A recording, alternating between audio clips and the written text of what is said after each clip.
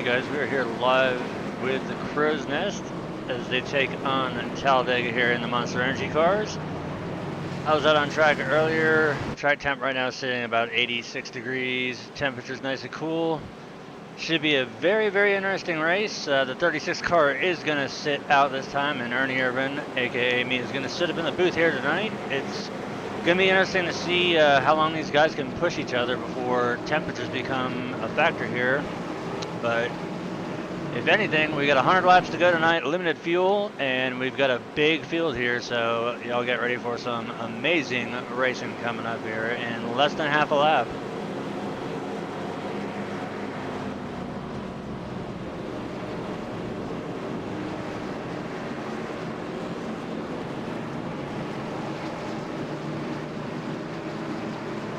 So we got a strong field tonight.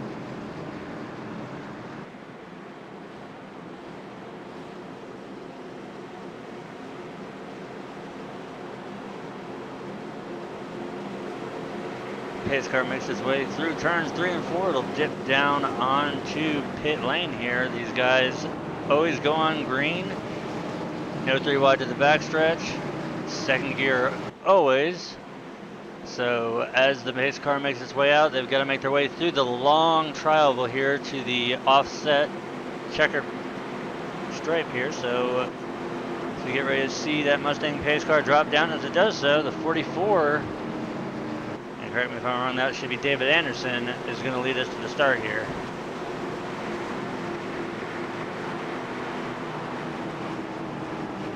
And that is Dave. He's running the famous Dave's car. So Dave Anderson, you got to watch out for him.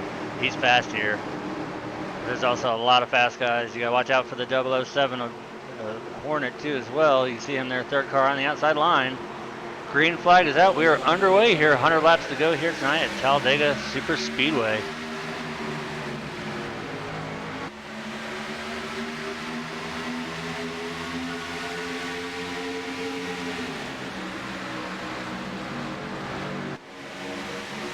So far, so good. It looks like the bottom line looks to be a little bit tighter than the outside, but everybody's going to kind of feel their way out whether they want to be on the bottom or the top side. It's going to take a couple laps for that to come into effect. Now we can see that upper line starting to form up.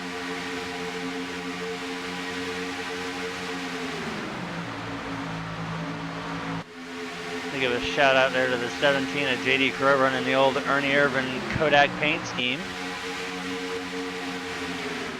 That's the Daytona 500 winning paint scheme right there.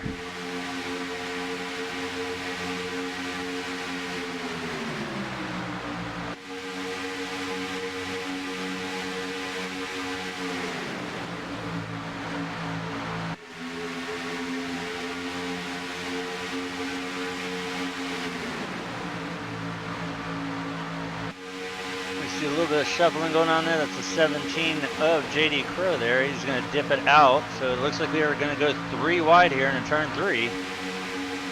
Oh, and already got contact. They made the 007 going around. Big wreck here in turn 3 and 4.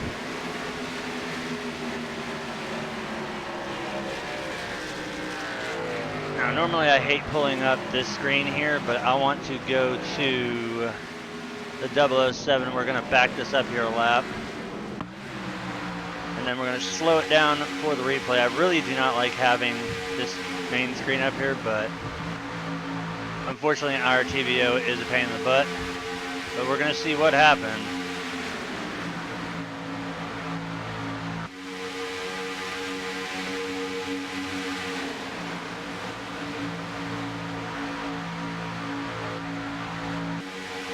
All right, there's the contact. We see started up at the lead between the 08 and the 53.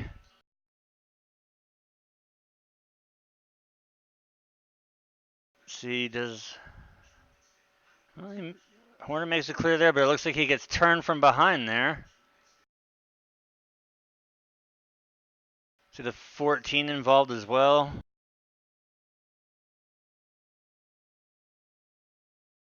You see the 62, the 30.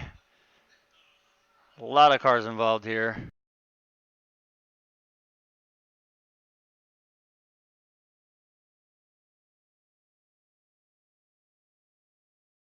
And you guys can see the mayhem ensuing back there, all that smoke.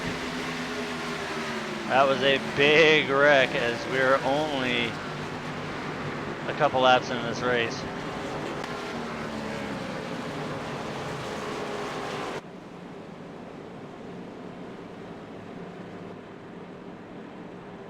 Now it does feel a little bit goofy, like I said, pulling up the actual iRacing page to change the cameras and everything, but like I said, IRTVO is no longer really supported, and it's been so long since I've broadcasted on a regular basis to remember how to move it to the center screen, as I do race in a 5760 by 1080, so on all three screens I've got this focused on the center screen for all the action.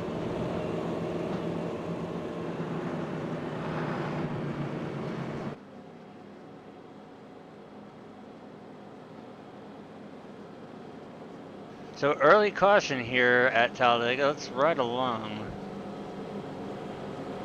with our race leader.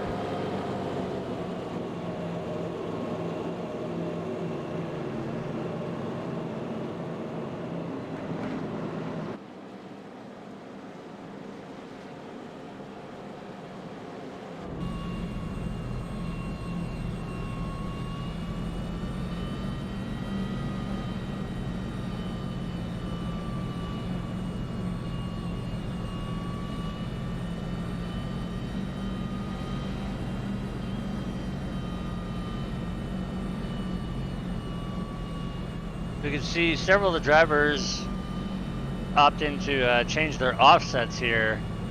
You can see in the turn here the input of the wheel there, and the ever so outdated iRacing Mustang pace car driven by the one and only Brett Bodine.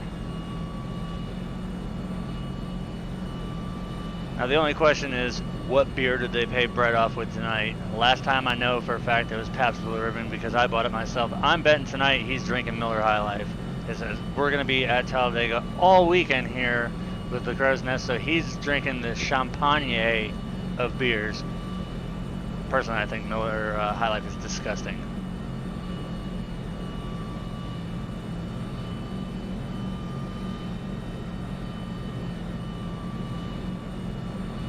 Personally, I'm more of a Jim or Jack and Coke man.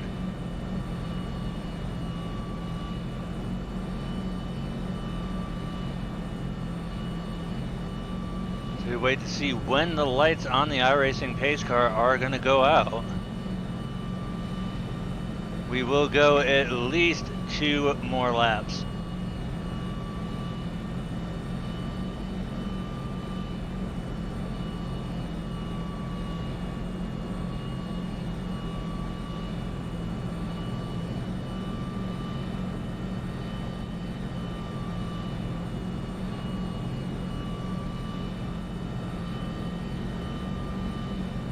Now see, with play track racing, as much as we love the green flag racing, I know the drivers also love the pace laps as well. So it gives you a chance to figure out who you're going to work with, what you want to do. I mean, even though it's still very early on in the race, strategy is everything here, and I mean, you may be able to work with somebody for forever, but it all comes down to that last lap.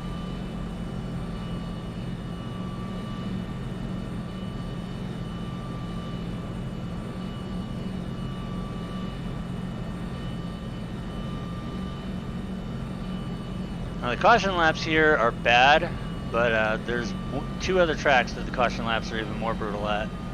The number one being Indianapolis, and number 2 being Talladega, or not Talladega, but Pocono.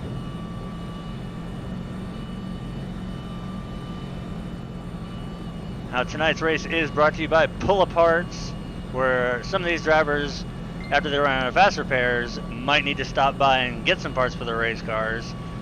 And me, I don't know, I'm just having fun up here in the booth.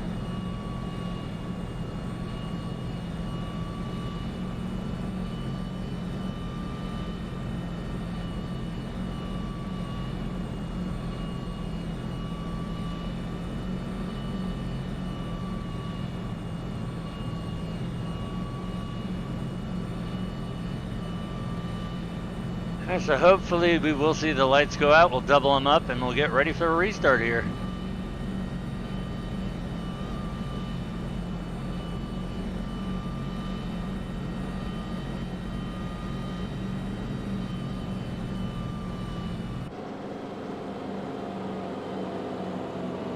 Alright, lights are out. We're going to double them back up and get them ready to get wound up again here. So we're wrapping up our first caution of the evening, coming out very early in the race. A lot of drivers having to take one of those quick fixes, but hopefully that was just a fluke, and we will see a lot of green flag racing and some green flag pit stops here, because that's really where you're going to separate the men from the boys. If you can get together with a bunch of guys, come down and get out in and out clean, that's where you separate the field, and that's when the real race starts.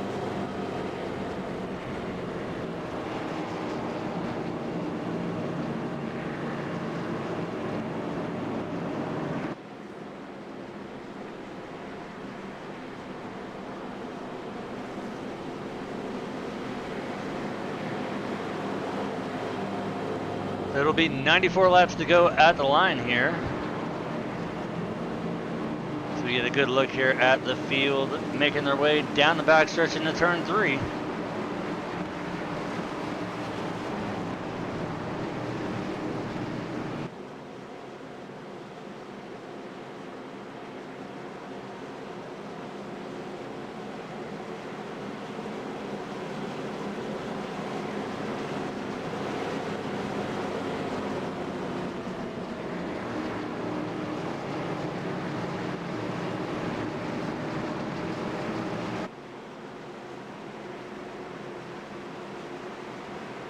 Alright, as the pace car makes its way out of turn 4, look for Brett Bodine and his slightly intoxicated silly self to get down on pit road. The 72, I think, actually, I think Brett might be drinking Miller Lite. I think our race leader and our outside both gave him, so Brett might have some Miller Lite and some Guinness, as we got Rick McKinney and Brett Butler here on the front row.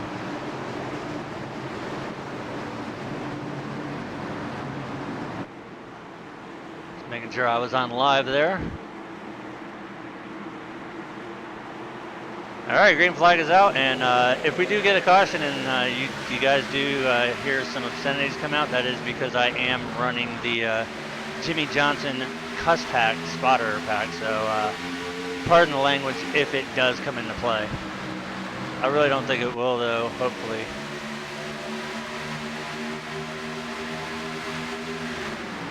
We see the inside getting a strong start here.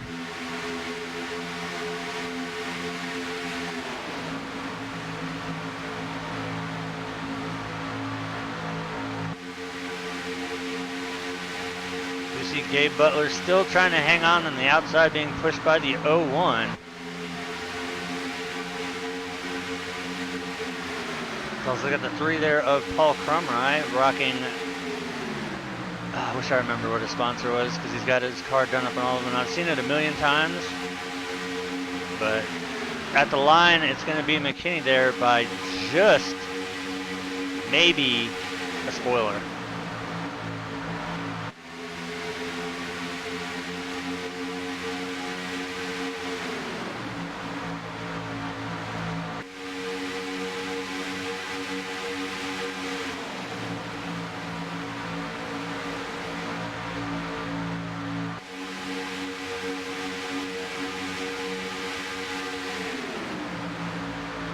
As we are 3 wide, almost 4 wide there coming off of turn 4.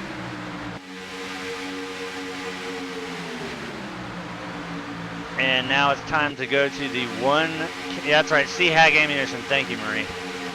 We're going to go to the camera angle that not a lot of people really like, but it's the one that's the most accurate. We're going to go to focus on crashes.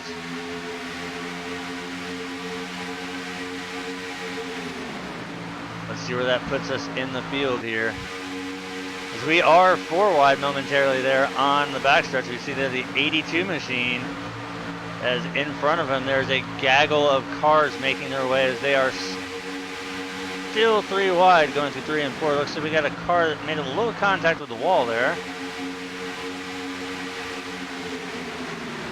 See the 29 there of Luke Gray behind JD Crow, working that third groove up there.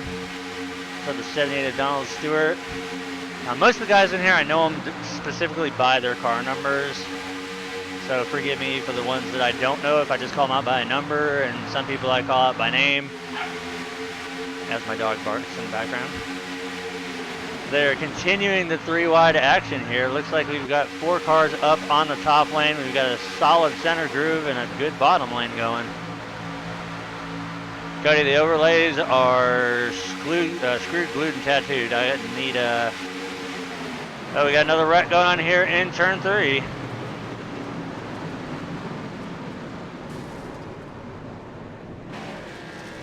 Well, focus on crashes definitely does not disappoint.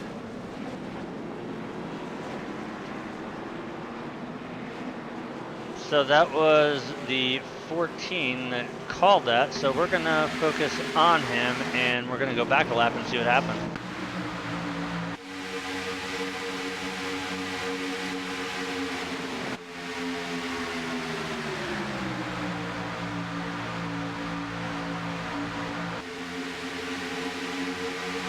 But no, to answer your question, I need Alan, Steve to figure it out for me. Alright, so let's see what happened here. Looks like the 14 gave the 31 a nice little shot there. Oh, he gets a piece of the wall, comes down, collects the 63 of Logan Helton. The 86, the 78 involved. Oh, made a 12, a 00. We had some drivers also doing a great job checking it up.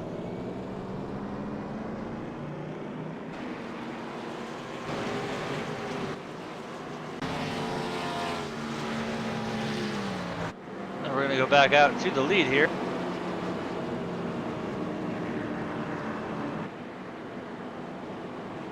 You see the leaders coming down pit road here.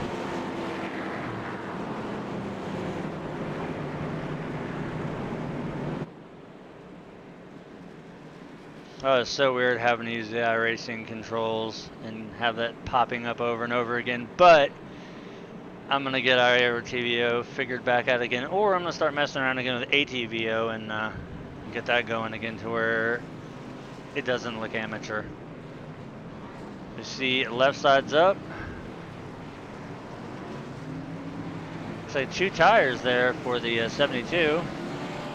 I'm going to assume that most of these guys are going to take 2 tires because the tire wear is not too bad here, and we haven't had really long runs, so the right sides aren't going to wear out too bad.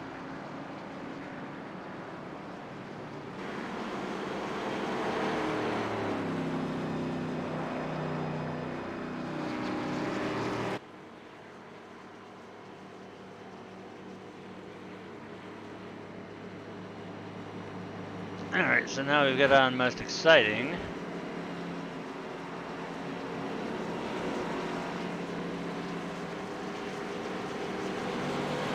Brett Bodine making his commission in beer. He's definitely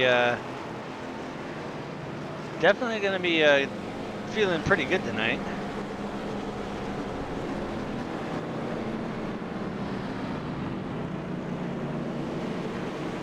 Of course, he's also sitting on about 5 or 6 phone books as well, seeing how he's so short. If you've ever been on iRacing and driven into the pace car, it's kind of funny because the driver of the pace car literally looks like the top of his hat is level with the steering wheel. So we all chipped in and we gave Brett a couple big old Yellow Pages books, the industrial ones, and gave him some pedal extensions. That way he can actually see up over the wheel and reach out there and grab the pedals. That's why sometimes he's hammered down and sometimes he checks up and does weird things. It's because he's working with modified controls.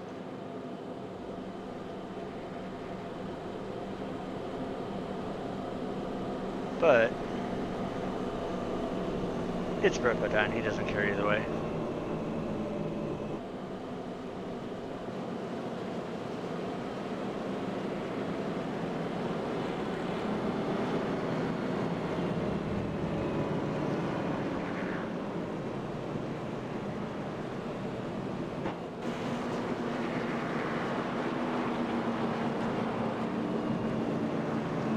You see a couple drivers making their way down on pit road. A couple for repairs, probably a couple for a splash and go here, even though they are running limited fuel. It is always a good thing if you're in the back already to go ahead and take a little bit of extra fuel. That way you know you can go a couple extra laps. So Rick McKinney's still out front, followed by the 88 of Gabe Butler. David Anderson right there in the famous Dave's car in third, JD Crow fourth.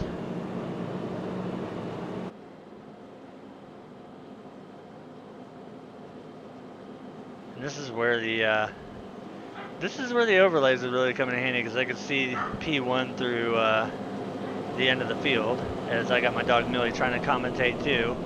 I know I should have never brought her to the booth with me. She just yells at the cars because she can't catch them. She's too slow.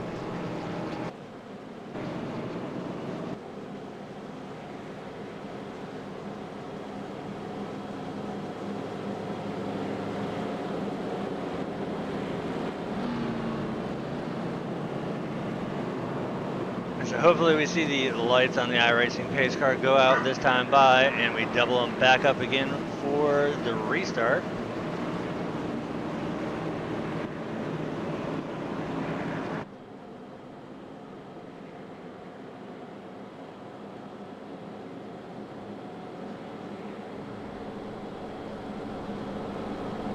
And of course, as we double them up, I'm going to go straight to the focus on crashes, because that seemed to be a more interesting one. It'll float all over the place. Usually it'll be up on the lead, and then as soon as something happens, it'll pop right to the action. So seems to be a good old standby there.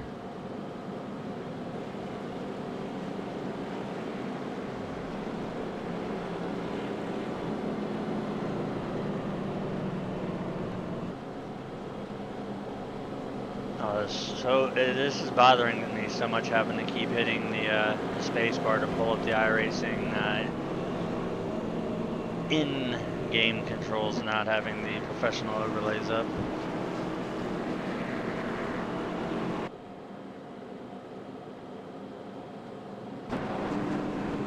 You see there a quick shot there, the 80 of Diego Vasquez as he makes his way down pit road. The lights are out. We're going to double them back up here and get them ready to go again as we wrap up caution number 2. 13 laps in the books out of 100 completed tonight.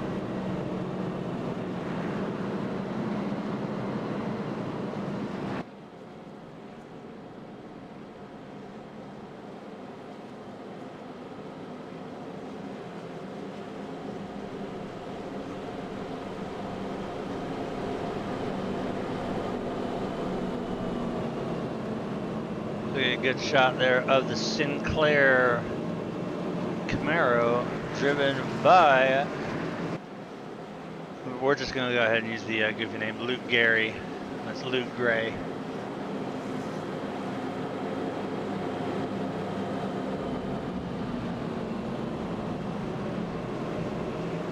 Alright, so with the focus on crashes camera, round and round it goes. Where it stops, nobody knows.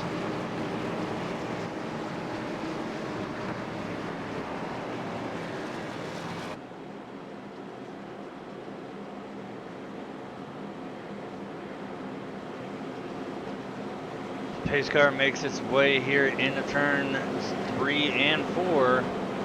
Watch for him to make his awkward little sharp left turn down on the pit road, and front row has not changed. Rick McKinney on the inside, Gabe Butler on the outside. See who's going to get the better start here as the pace car is making its way down onto pit road. We're about ready to get this thing back underway.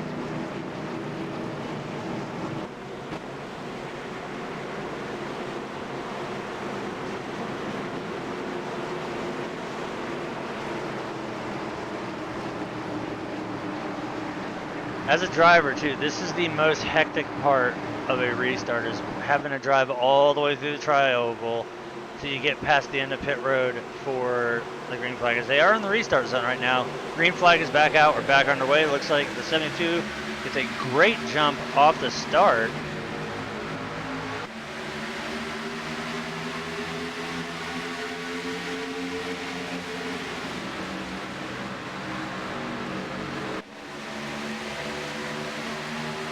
Now we see David Anderson challenging for the lead on the outside.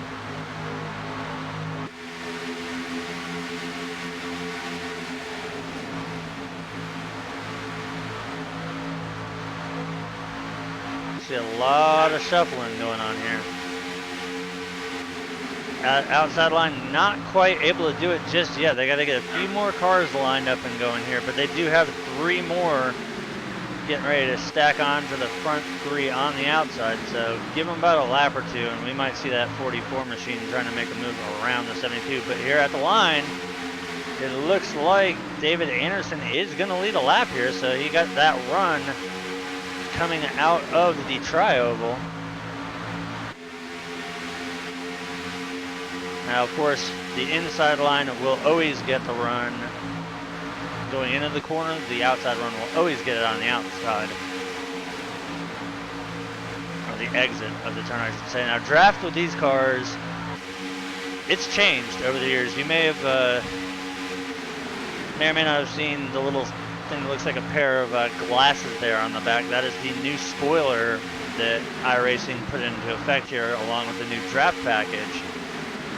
Personally, I don't like it because it's turned every intermediate track into a plate track. You can basically run wide open for 10-15 laps, whereas before you actually had to manage your tires and have throttle control, maintenance throttle, trail braking.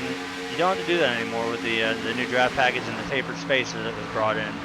So they're no longer running restrictor plates, running tapered spacer, the draft package. They've kind of killed some of the other cars as well too, but now we can see that these cars pretty much run almost the same speed open set as the K&N car did stock, as we see a little bit of 3 wide racing as it starts to sort itself back out to 2 wide here.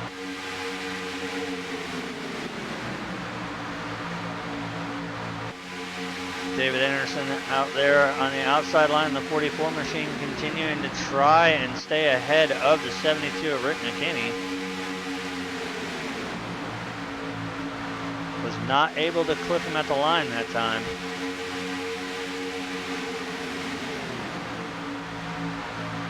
We can see 3 wide, about middle of the pack there.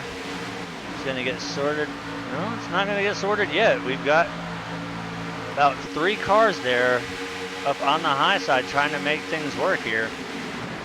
But we're going to stay 3 wide. Now they're going to be 2 deep.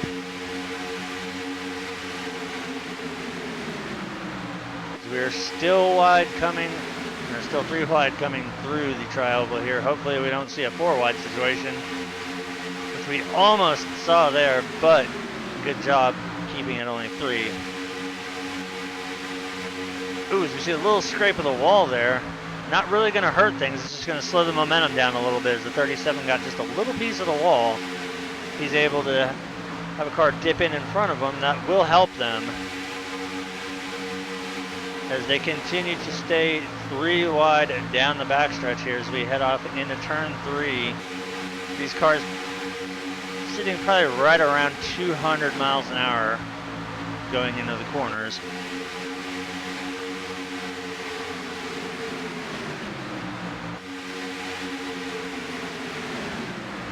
Still 3 wide here. Now, it looks like as one was going to sort it out. Now we got the 78 of Donald Stewart. He's going to join the group here on the middle groove and see if he can gain some spots here.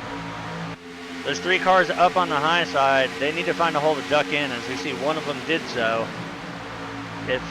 Well, now he's going to tuck back out. If I was a betting man and as a driver myself, I would have already dipped back down into that middle groove until I knew I had at least 4 or 5 other cars that were committed to go with me. Because even with 4 cars, look at the middle lane and the bottom groove. You've got at least 10 cars apiece down there. 4 cars versus 10, even with a side draft, is not going to make the difference.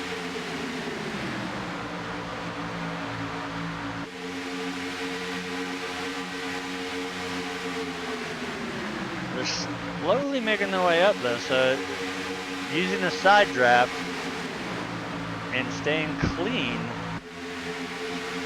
This right here is actually some really, really good racing.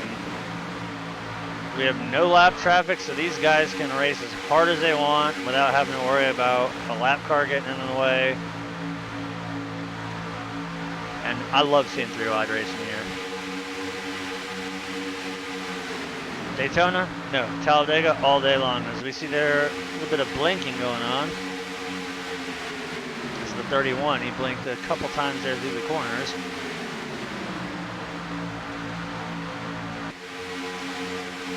These guys are still committed. Now we see the 92 machine. He was almost door to door there with the 44 of Dave Anderson at the line. So they've got 5 cars up there now.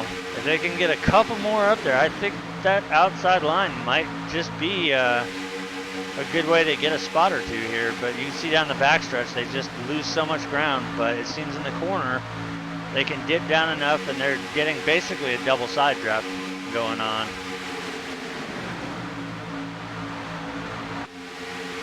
Because now it's down to 2 cars.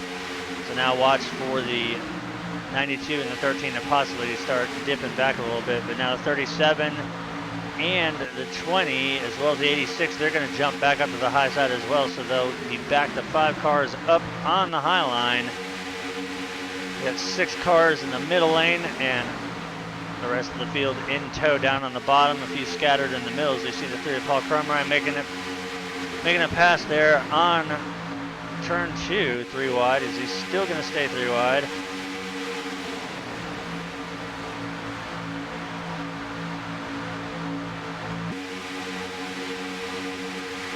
Now this is what it's all about right here. Watching these guys run wide open. All 3 lanes in use. Yes, you can go 4 wide. Don't recommend doing it, but to see these guys be able to run 3 wide for as many laps as they have, that just shows the caliber of drivers that we have out here in the field tonight. And with all the time that I've spent here racing with the Crowsnest, I can attest for it. There are some very, very fast people, and everybody is extremely respectful and great clean racing. The last race we did, the Xfinities at Auto Club, I led 60 something, I think 68 laps out of the 150, and me and Luke had an amazing battles to swap in lead back and forth, and Hornet won that race, saving fuel. I still want to post him though for having fuel in his roll bars. I mean, he stretched that out. That was a perfectly timed move from him, so great win at Auto Club in the Xfinities. But I mean, it was a blast. But this is plate track racing, and there's nothing better. I love plate tracks.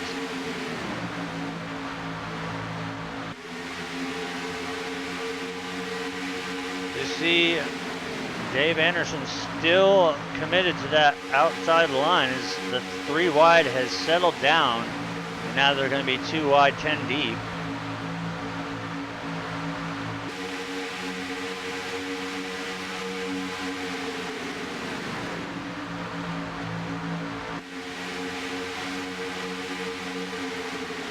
Now we might be seeing a little bit of an indication of green flag pit stops looming here in the near future.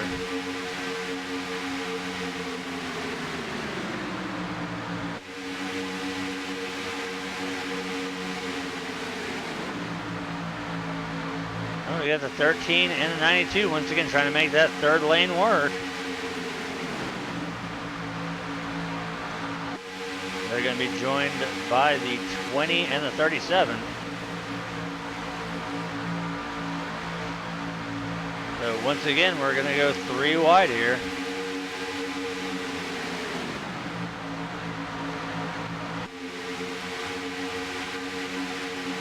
The only thing you got to watch out for with this 3 wide here is with these guys pushing as hard as they are, these cars getting up to temperature, you're going to start seeing guys on the bottom drift up a little bit, guys in the middle lane drifting out a little bit, because they've got to stick the right side of that car out to breathe it. Left side cools down your water temp.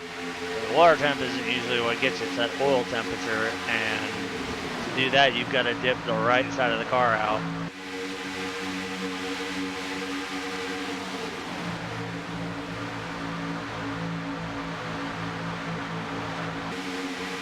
They remain 3 wide here. Looks like I get a little bit of a run there coming, but not enough.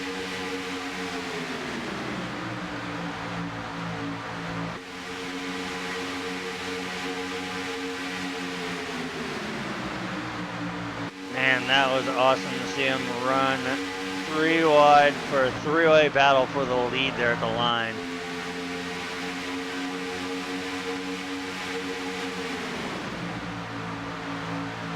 Sometimes I think I have more fun sitting up here in the booth than I do out on track.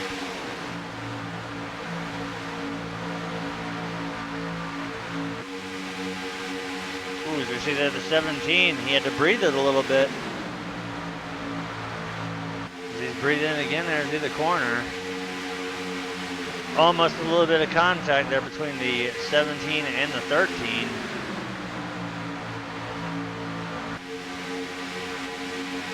We've got the 4 cars though up on the high line, still trying to make it work.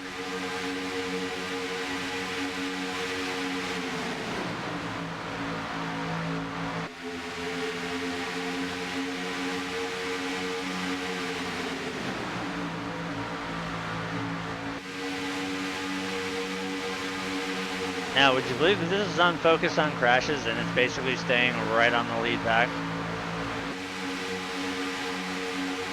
Oh, David Anderson looking to make that move there to drop down in front of the 72 of McKinney, but he was not able to do it there. I saw him dip down, but he was not clear, so he's going to have to rely on the 17, the 29, basically everybody there in the middle groove.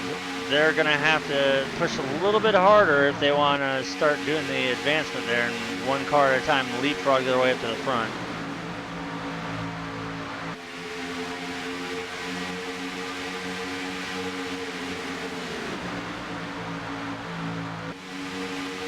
See if JD can get Dave up to the front here going into turn 3. We saw the wiggle there from the back of the 44, so great push by the 17. Looks like they're going to stay door to door though as they go through 3 and 4.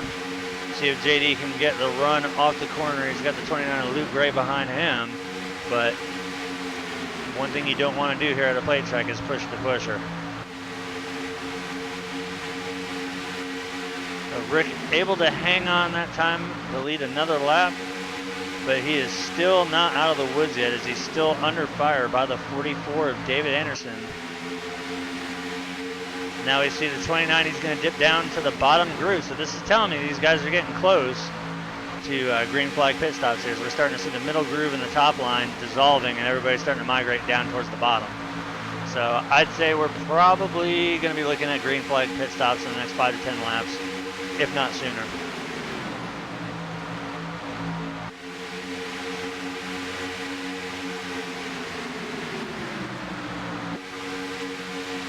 But they are still 3 wide up here at the front for the lead. And by a nose, it's going to be the 44 David Anderson. Strong run though by the 92 and the 13, definitely making that outside groove work to their advantage. Word over the radio, the 14 is going to be coming down pit road this time, so this should be the start of green flag pit stops. Once you hear one driver call, you're going to start hearing a lot of other drivers calling that they're coming down pit road as well. So now's the time where you got to buddy up. The 20 car is going to be coming down pit road this time. You got to find your dancing partner, get down pit road, get off at the same time. 22 is coming down as we see our first group of drivers coming down take their first green flag stops here. Meanwhile, out front, that had killed the outside line, so Dave Anderson having to wait for the 08 to come up behind him. That's going to give the advantage to the 72 and the 88, as well as that is the 22. So now, your race leader right now, the 72, is going to be pitting. The 3 of Paul Crummer is going to be pitting as well, so look for the majority of that inside lane to be coming down pit roads. We also have the 30 coming down, the 26, a lot of drivers making their way. 48 of James Ledford, he's going to be coming down pit road, so as we watch the drivers, they're all going to peel off with the exception of the 08. He's going to stay out another lap. So here's our second big group here making their way down pit road.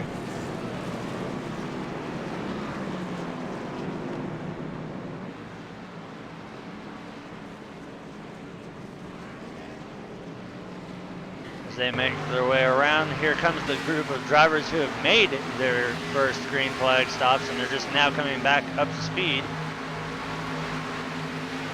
You see the 53 of Bud Steele there.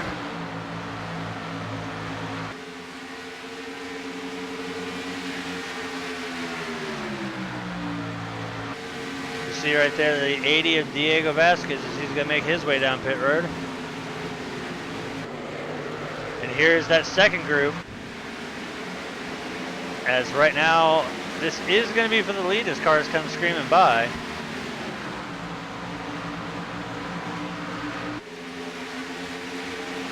Now these drivers have to keep their tires below the yellow line until they pass that purple cone and line. If you fail to do so, you will get an unsafe pit exit, which is a green flag 15-second hold.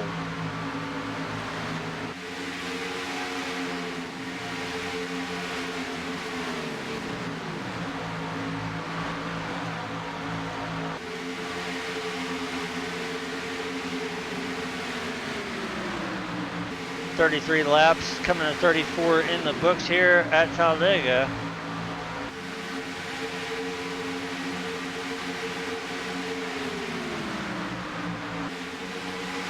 We're going to go up here to our race leader, and right now that is still going to be the 72 of Rick McKinney.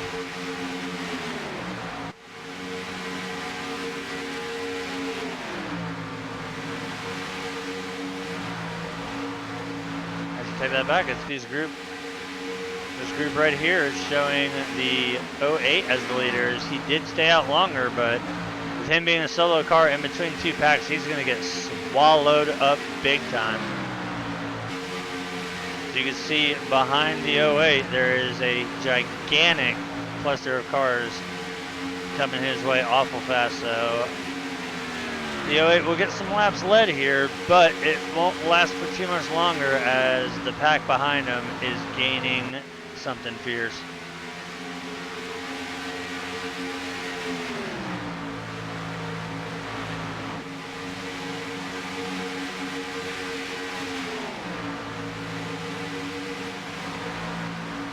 So you can see now, here comes the giant group. Now it's shuffled over the 14 as our race leader, followed by the 01 and the 38. 38 looks like he's coming down pit road. Ooh, he came down there, Mach 1. That's that was a Kevin Harvick All-Star pit right there. So you see right now the big pack catching the 08, and right now the 01 and the 14, they got to be looking in the mirrors going, crap, that's a big group of cars coming. So you can see the gap shrinking ever so quickly here as they race down the backstretch.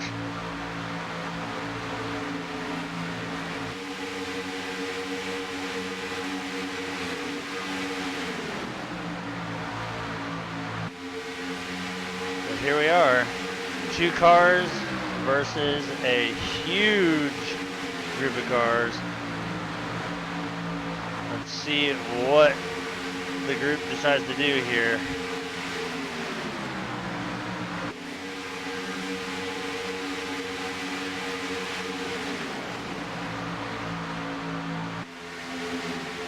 .72 is going to look to the outside as well as a lot of the guys. Right now this is going to make the bottom side sort of a pick here from the 14 and the 01 as we're going to go 3 wide going into turn 3.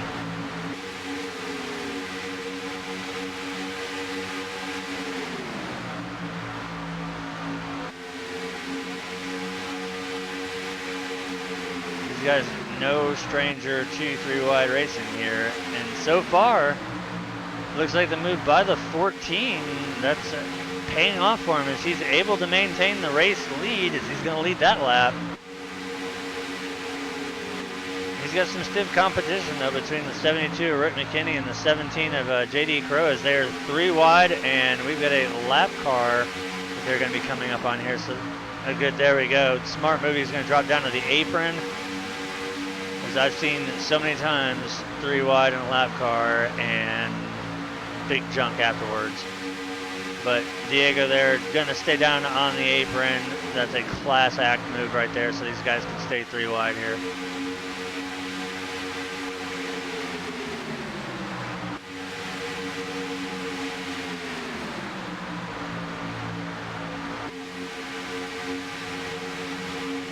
At the line, once again, it'll be the 14. He's going to lead another lap as we see 2 more cars. Ooh, almost contact there. Almost contact between the 22 and the 72.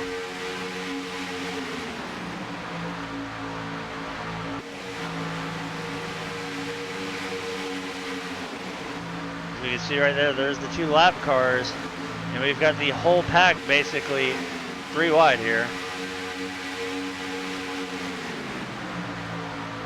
I would say within the next lap or 2 that they will reel in those 2 cars and things might get interesting here.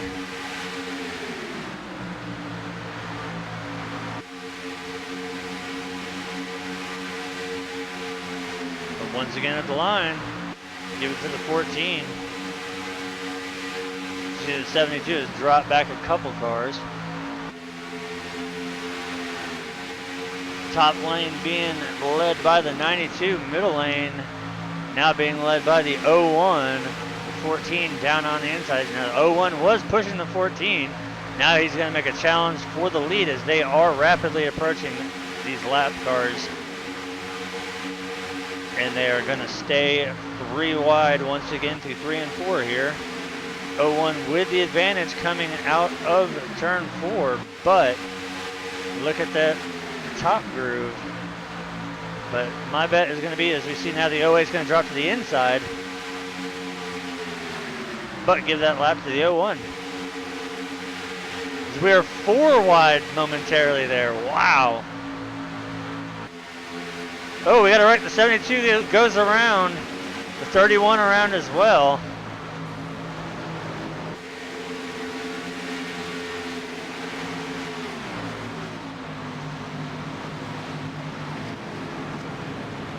So we're now going to be working caution number 3 here. We're going to go back and look at that from the 72.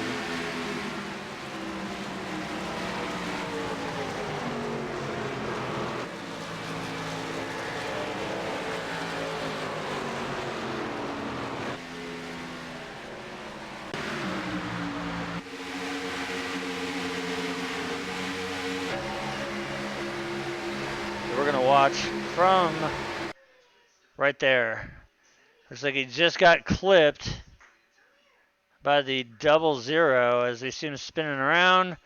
Ooh, 53 of Bud Steele getting a piece of that. Also see the 30 getting a little bit of damage around that, as well as, I believe that's the 45 of Dave Lane there. There's Rick, oh, hard into the wall there. Oh, as he's still riding the wall there. Oof. That was a hard lick backwards. As he finally gets it woed up. He's going to reset to pit road there.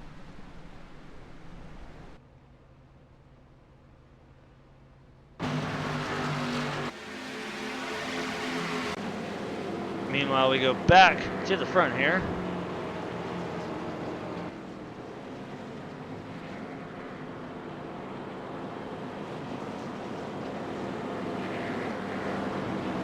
So we see the 32 is going to lead people down pit road here.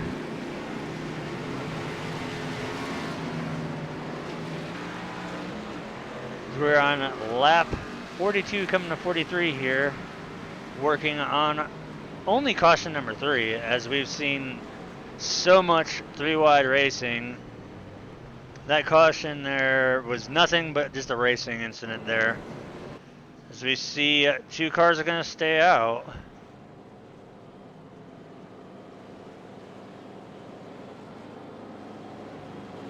So right now, being scored as your race leader,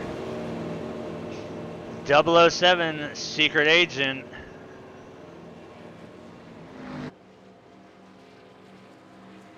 We got old Hornet there leading.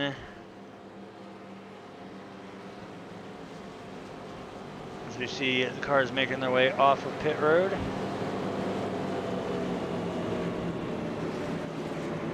So once again, we are only working caution number 3 here as we approach halfway in the race. As we take the green flag, we'll probably only be a couple laps away from halfway.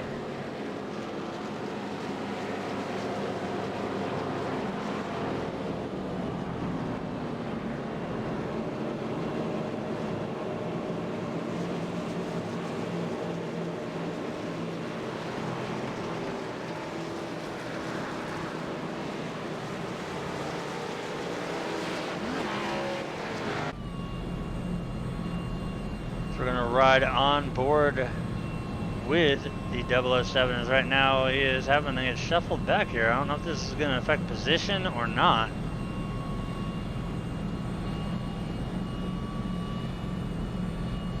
It does look like he might have to dip back, but I'm not sure. Still showing him as the race leader. We'll see what happens as they cross the line, though, because it updates every time the field crosses the line.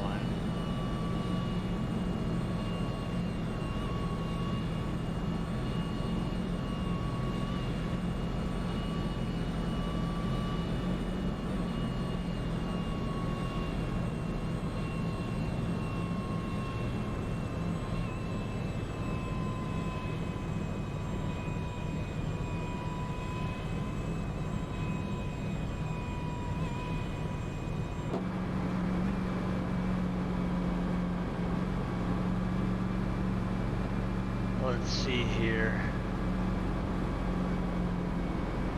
Right now, we're going to have the 08 scored as our race leader.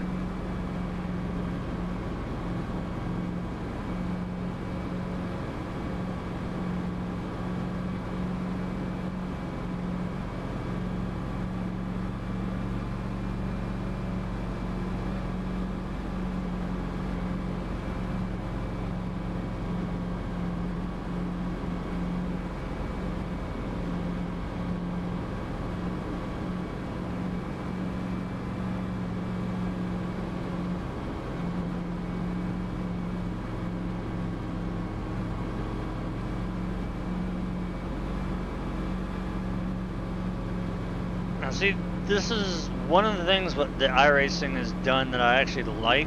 They finally made it to where the tach works, but you can see the oil pressure, the water pressure, your fuel pressure, volts, oil temperature, water temperature. None of those are functional, but at least we could see their RPM and which dash page they're running as well.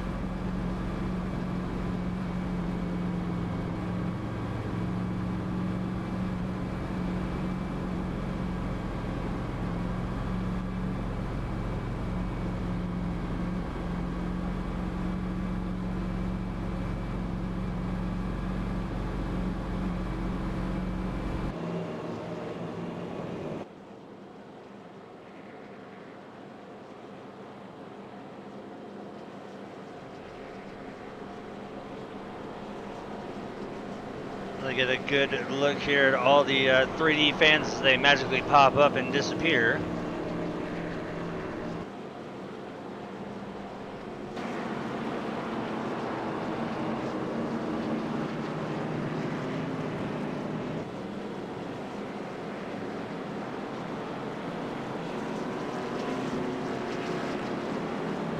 See a couple of cars opting to go down the 48 of James Ledford. He's going to make his way down pit road.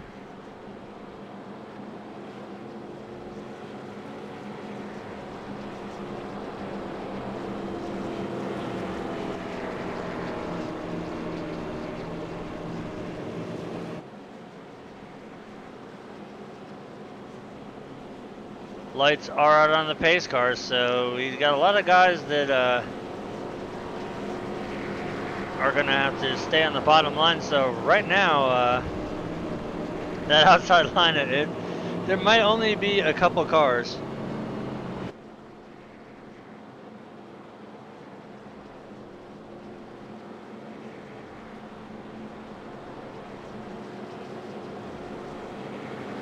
Alright, so we will have some more cars doubling up here.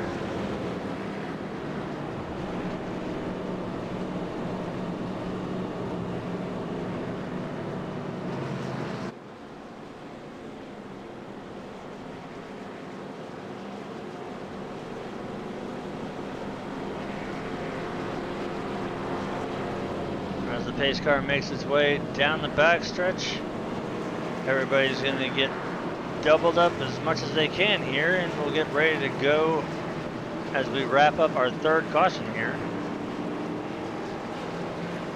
Be 4 laps to halfway when they take the green flag here.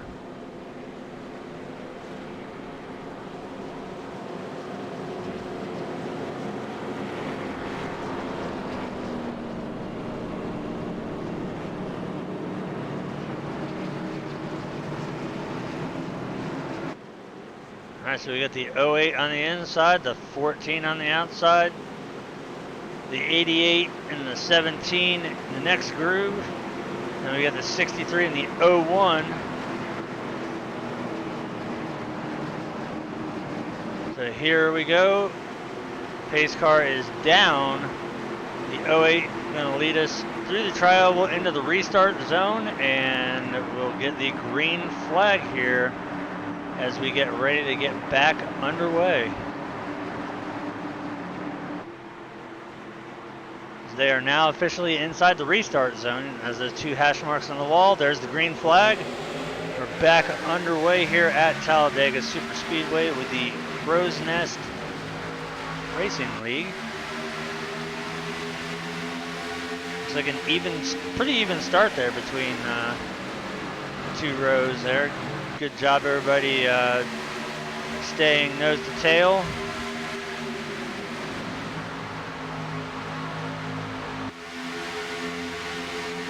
They motor down the backstretch here. We can see everybody's pretty much gonna just ride at this point. Although we are seeing a few more cars on the high side versus the low side, but that's gonna tighten up here as everybody gets up to speed and they figure out where they want to go.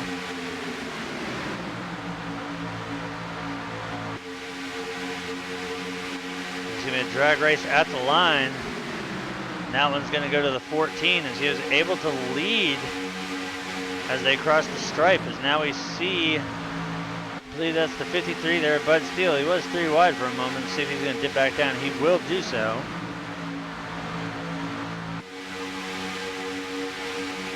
Strong push from the 17 there as they come down the backstretch.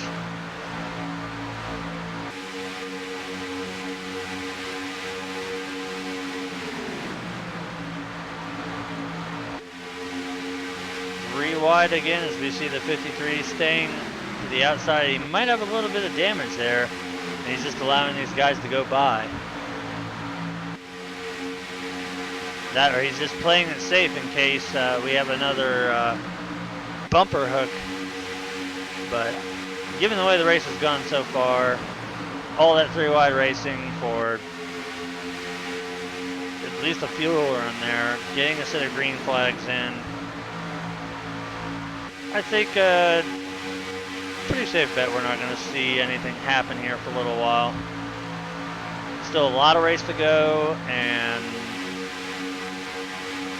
I think everybody's kind of just going to mellow out a little bit and just settle in and get in the groove and get these miles and laps in the books.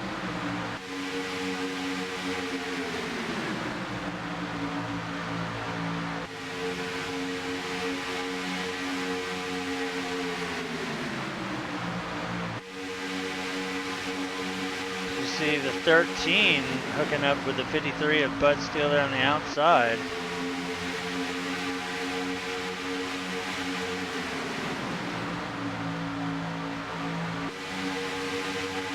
You also see back there the 72 of Rick McKinney. He was our race leader for the longest time. But during that last caution, he bumper hooked around and went for a violent ride backwards into the wall. Glad to see that Miller Chevrolet back out on the track. Obviously a quick fix was used there. Hopefully he's got another one in case it happens. We are going to be 3 wide once again. 13 pushing the 53. That's the line. It will be the 08 easily with the help from the 88 and the 63.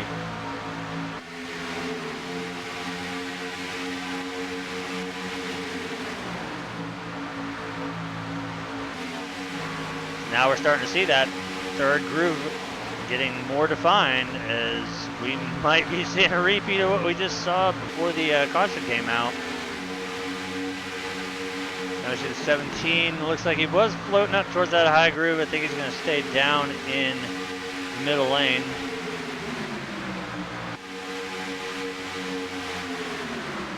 See now the 14.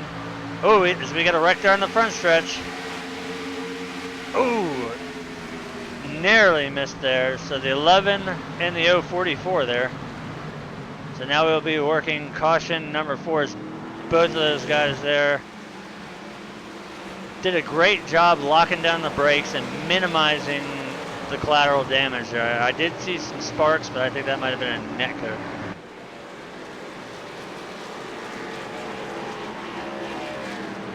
So right now the field having to slow down for the pace cars. Like I mentioned earlier, Brett Bodine sometimes he gets a little bit too drunk throughout the race, because every time a pace car comes out, he's got to do like a keg stand. So usually if it's a caution-filled race, Brett Bodine is absolutely hammered.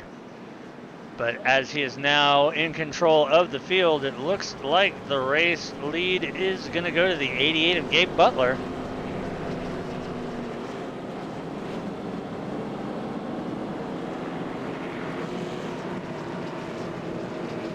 I think we might need to put some taller blocks on Brett Bodine's feet there so he can get going a little faster.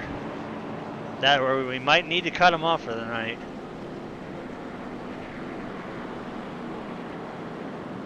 Yeah, I'll give you a hint, Brett. It's the skinny pedal on the right. When the caution comes out, you smash that thing down. I know it's a Mustang. It's doing the best it can to get up to speed. But come on, Brett. You gotta be a little faster than that. So you see everybody coming down pit road.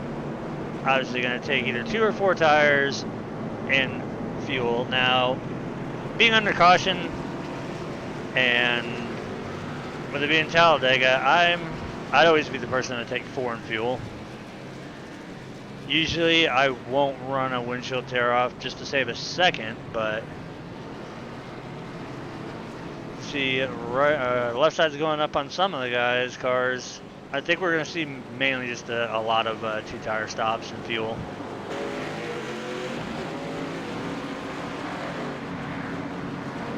So we see the drivers making their way off pit road to get back out on track. Once again, they do have to stay below that yellow line unless they want to get penalized for an unsafe pit exit. They've got to come all the way out to the exit of turn 2. There is a pit lane exit commitment cone.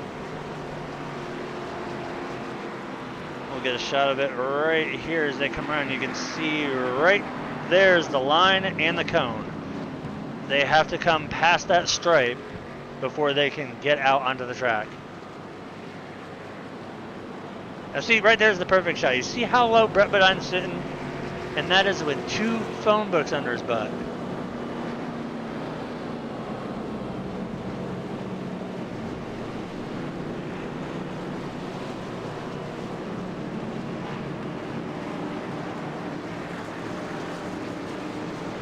So we are past halfway here, working caution number 4.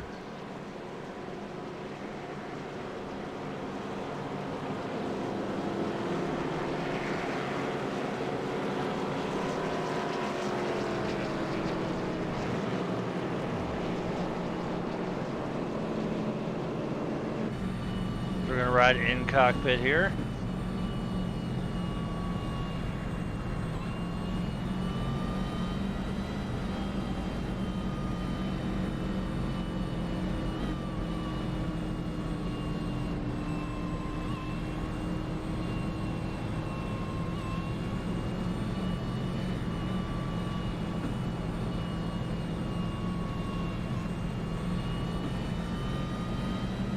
really good shot there of the 17 of JD Crow running that Ernie Irvin paint scheme.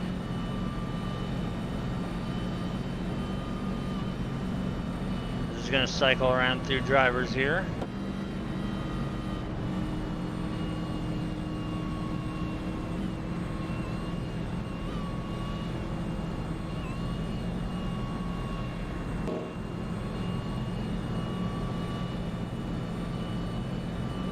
We wait for the lights on the pace car to go out. We're just gonna ride around randomly in people's cars here. We're just gonna freak them out and pow, I'm inside your car. Oh, now I'm inside somebody else's car. Never know where I'm gonna go. I'm like Chris Angel, I'm a mind freak, all you guys. Right there, that was the perfect example. Look at the back of the spoiler on the 88. Does that not look like a dorky pair of nerd glasses? Before, it was just a extension on the spoiler. There's a clear, you can see the bottom part of the frame of the glasses there.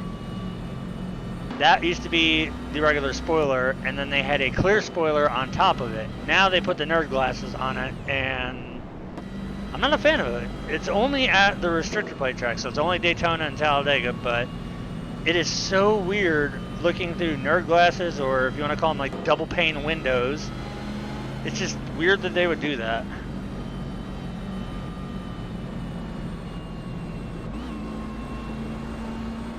So we're on board right now with JD Crow. I can tell by the color of the car.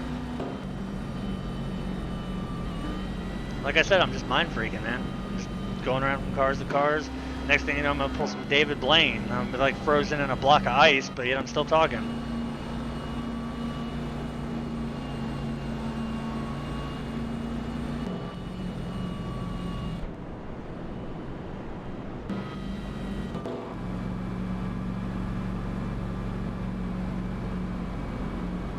It's almost like we're playing press your luck here. It's like big money, big money, big money, big money, no whammy, no whammy, stop.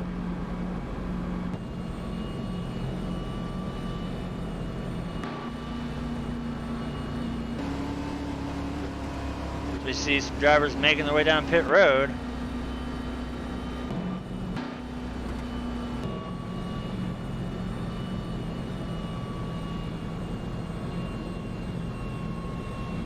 So as we're waiting for the lights on the pace car to go out, which I do believe, did they go out this time so we can stop mind freaking everybody? Nope, they're still flashing, so we're gonna stay in.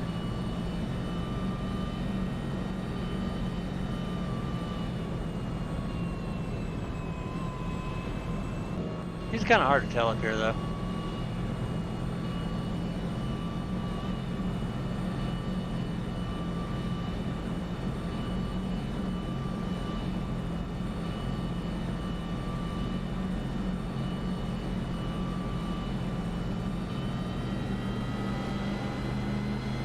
We are riding on board, or we were riding on board there for a second with the secret agent. Now we're sitting up in second position.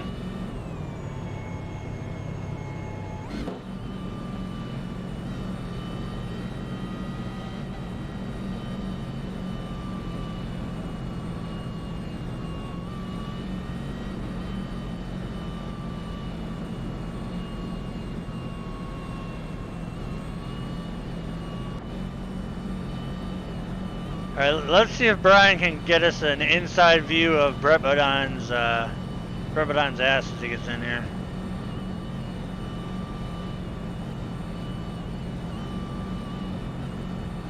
Steal that GT emblem off the back of it. It's an FR 500, which that just stands for the wheels on the car. That's not even an S550 Mustang. That's an S197.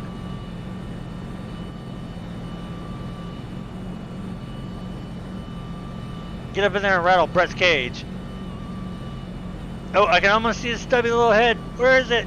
Ah, tinted windows.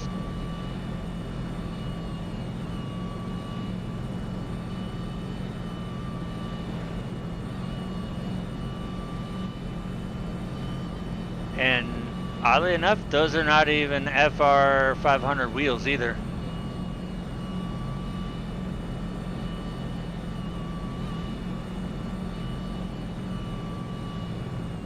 The FR500 wheels are on the S550 Mustang, and this is definitely not a 550. This is one of the old, ugly S197s. Oh, we're gonna get a shot here of Brett Bodine from the 01. This should be interesting to see here.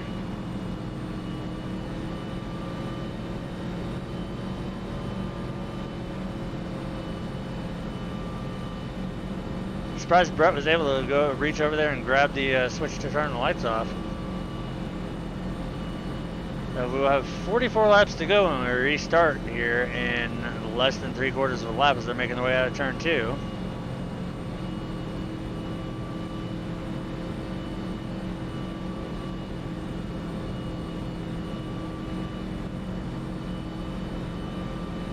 Almost looks like that Mustang has the V6 spoiler on it. Well, sadly, I know my Mustangs, unfortunately. I can't knock the Mustang. They're actually a really good car. Chevy's going down the toilet. Dodge, after being bought out by Fiat, isn't doing so hot, but Ford is pretty impressive with the Mustang, especially the 5.0 Coyote motor.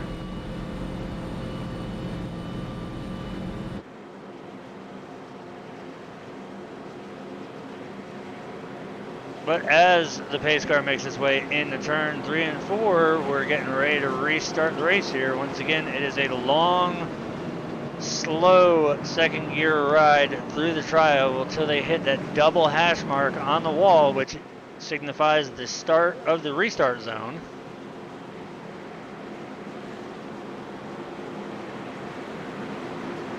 Your front row is going to be the 01 and the 3, followed by the 08 and the 88, followed by the 14, the 17, the 32, the 63, the 53, the 007, and pace cars down away. 01 is going to lead us into that restart zone.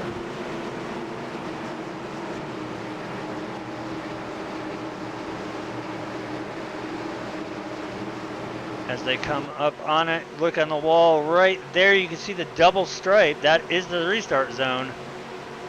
Green flag is out. We're back underway. 44 laps to go here at Talladega Superspeedway.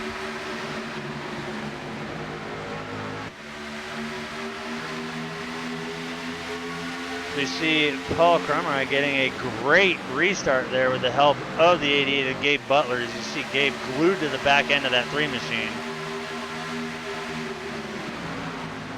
Be interesting to see what this outside lane can do versus the inside here. We got some experienced drivers on the outside, very fast guys, so be interesting to see if they can get the run off the corner and start leapfrogging here.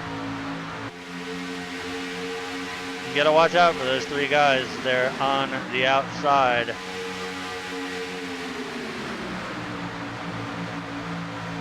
You can see right now we kind of have 2 separate packs. We've got this main pack here, and then we've got a secondary pack just behind it, and then the 2 behind that. Oh.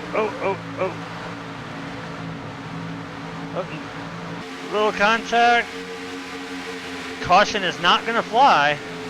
There's a little bit of contact there between the 13 and the 62, but we will stay green flag. As Paul Crumry is going to drop down and take the race lead. That's going to open the door, though, for the 88 of Gabe Butler being pushed by the 17 of J.D. Crow and the 63 of Logan Elton. See if Gabe can motor around the 3 machine.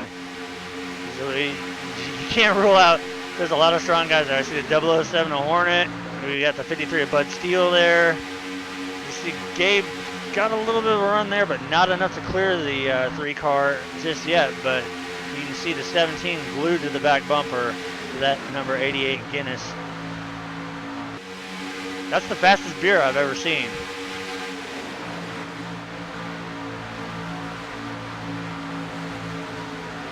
As long as it doesn't turn into an Irish car bomb, we'll be all right.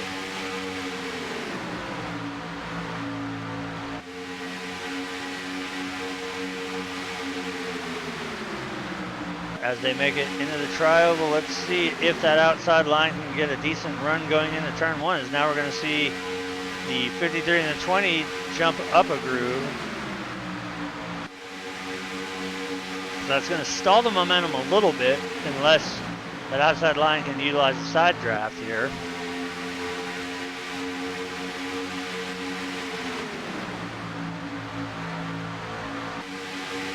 So now we see the 01 to the outside of the 3 machinist. He gets a great run down the back stretch, being pushed by the 88 and the 17. Not quite clear there. He's going to have to stay in that outside line, but look for that 88 to try and push as hard as he can to get the 01 shuffled back down there on the bottom groove so that he can make the run there on the outside.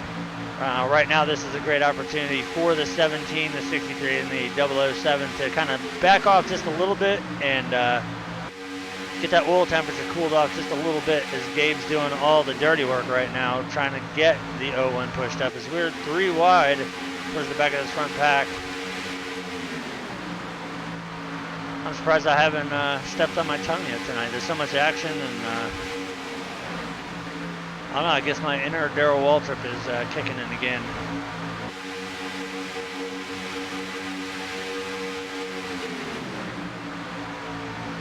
You see Gabe having to stick the nose out there to breathe it.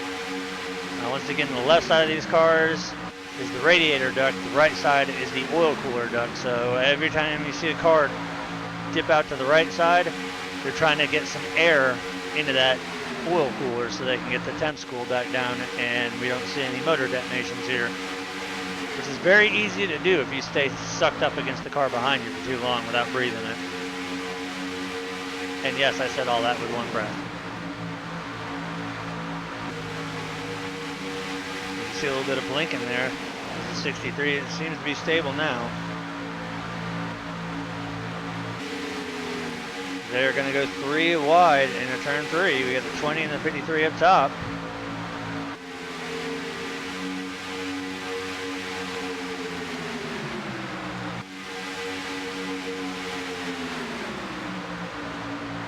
They are going to be coming up on a lap car here.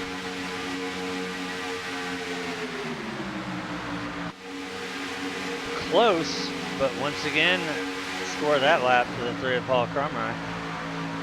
So they're coming up on the 72 of Rick McKinney here. So let's see if Rick's going to stay down on the bottom. No, he's going to go to the high side. So we're going to see 4 wide here unless Bud...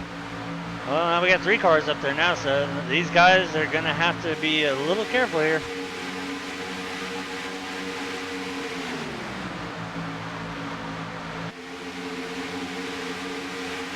All right, so right now, that is going to stack that outside line and kill the momentum.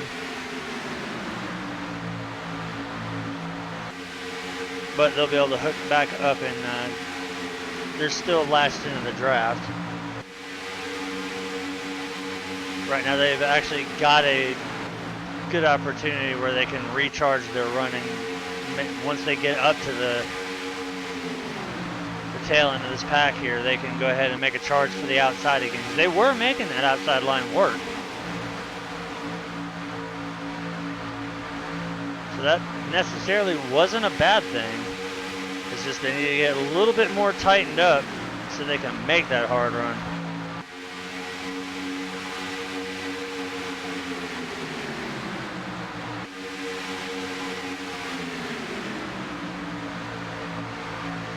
Nothing has changed out front. It's still a battle between the 3 and the 01. And I think we'd have to freeze frame that one to see who led the lap. It looked like the 3 and the 01 both crossed the stripe at the same time. If anything, I'd say it might have been 1 or 2 thousandths of a second between the 2 of them, or possibly 0.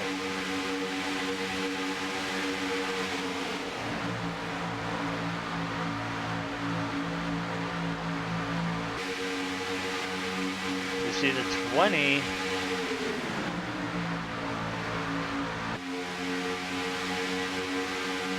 and a couple cars back there trying to see if they can get that 3rd line going again. Now we see the 53 Bud Steele. He's going to jump back up there, so we will have the 53, the 20, and I believe that is the 11 as well as the 72. but they're going to duck back down to double file for now.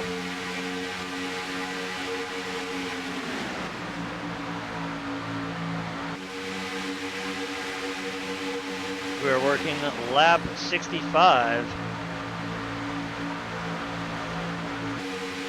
So right there, the 01 able to clear the 3. That's going to open the door now, finally, for the 88 of Gabe Butler to make his run on the outside, as he is being pushed by the 17 of JD Crow and the 007 of the Secret Agent.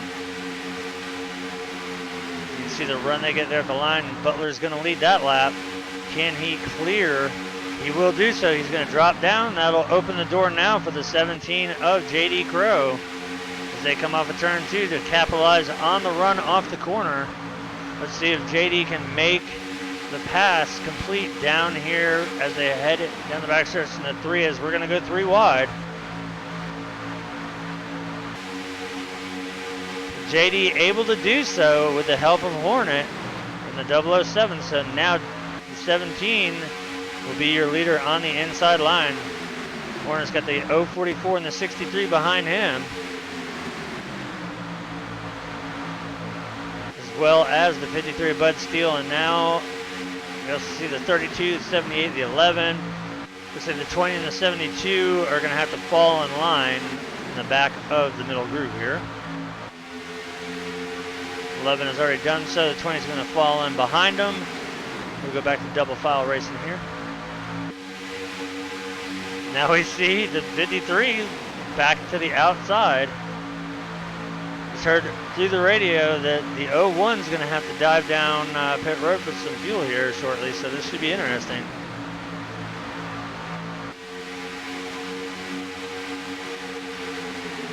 There you see him break off. Also going to have the 3 of Paul Cromrye going with him as well, so there you go. You never go down pit road alone. You always have somebody with you.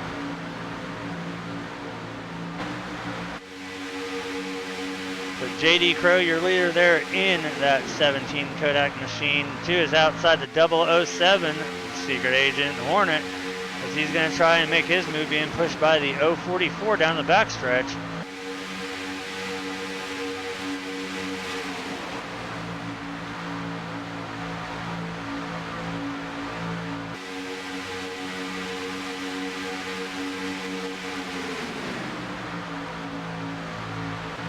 Gonna need a little bit more than 2 cars to make that one work.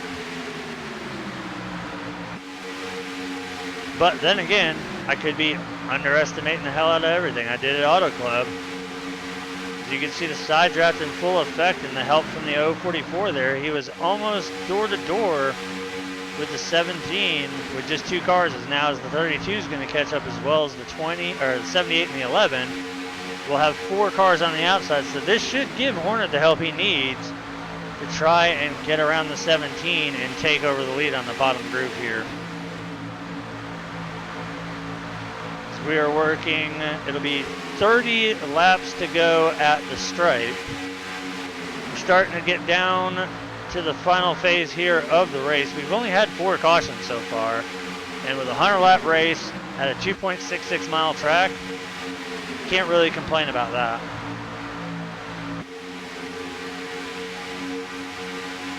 JD's going to hang on to the lead again for that lap.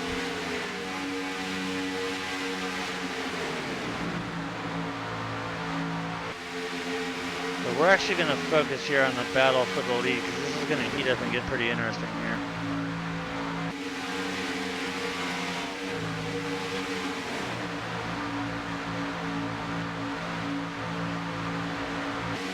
Now we see the 08, he's dipped up in front of the 007. Let's see if they can get the momentum now, as they're going to be 3 wide coming through the tri-oval as they pass a couple lap cars here.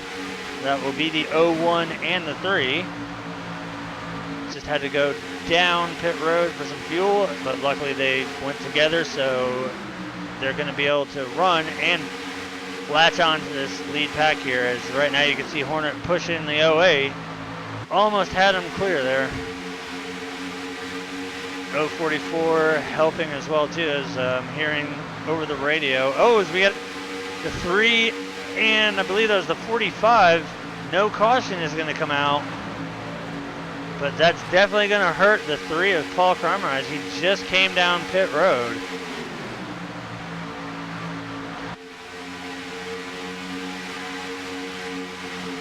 As the 08 is now going to hold on to the inside line as your race leader, so that's going to open the outside line up again. But we are coming up on another set of green flag pit stops here. And now it's going to come down to strategy. When you decide to come down, or if you want to stay out and maintain or gain the time and track position. You see the run the outside is getting here as they go door to door down the backstretch into 3. There we go, the 007 of Hornet to the lead.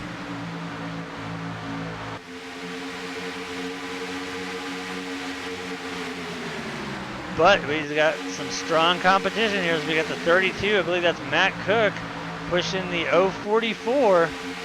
The 044 is going to drop down now, so that's going to leave the 32, the 78, and the 72 on the outside. I definitely think we're getting ready to see a lot of green flag pit stops happening here.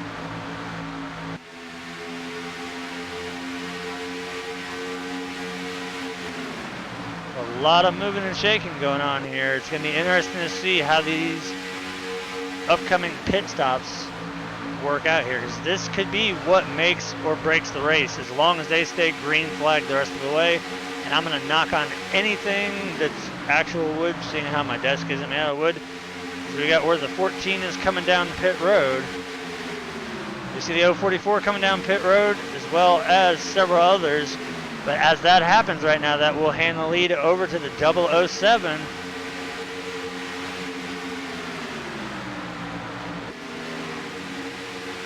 The score that lap led for the Hornet as he is out front right now. And he just came over the radio that he will be coming down. Let's see, as I'm hearing this. All right, so looks like we should have the 007, the 78, and the 32 coming down this lap.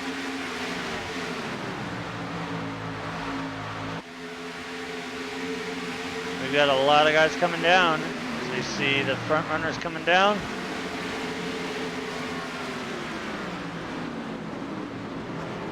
A little bit of brake lock up there on the 63, but it looks like he was able to whoa it up, getting it down and down to speed on the pit road.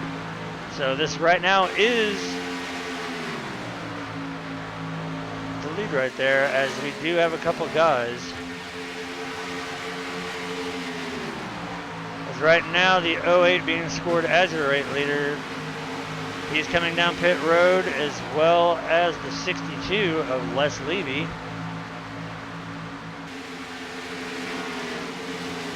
So you can see the 3 and the 01 have hooked up again. So we should see the 08 come down as well as the 72. So we've got the race leader right now coming down pit road.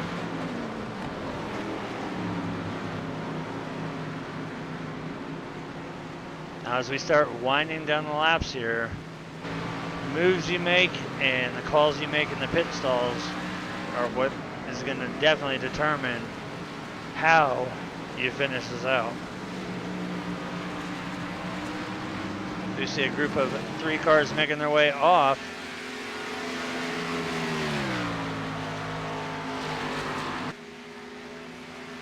Right now it looks like everybody's kind of spread out except for that one group of cars right there.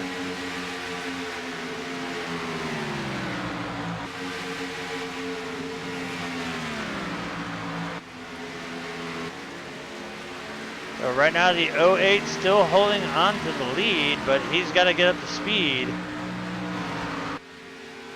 He does, however, have the help, but right there you can see there's the 007 currently sitting in 2nd position. He's got the run right here. He can easily make it around.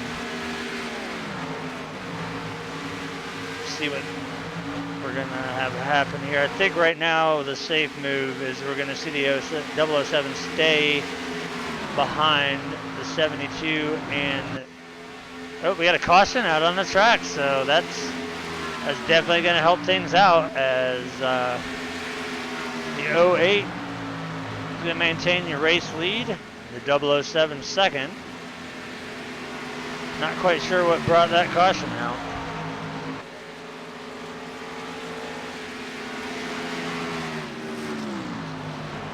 As we're on lap 78 here.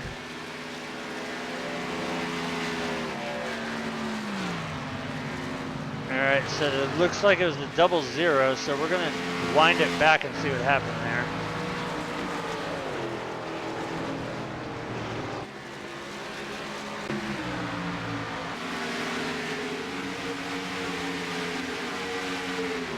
See if we can see what happened here.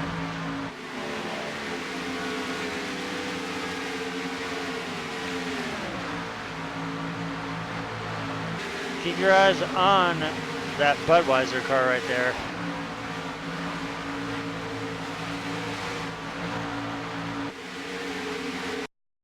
Looks like it might be contact here between the 00 and the 88. Oh, there's a little bit of a bump. And then it looks like Netcut as it sucked him right back in, as you see Gabe getting pushed pretty hard there. The 00 and the 88 both side sliding as the 88 gets a little bit of help there. The 82 also involved in it. And unfortunately, that was the 53 of Bud Steele up there on the top. So that's what brought out our caution there.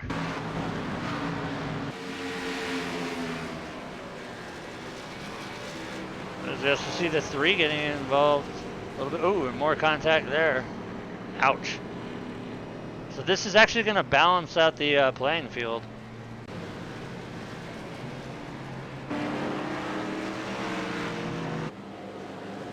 Looking at the lap count, these drivers should be able to make it on fuel from here. So this is going to be the most crucial, crucial stop if they stay green.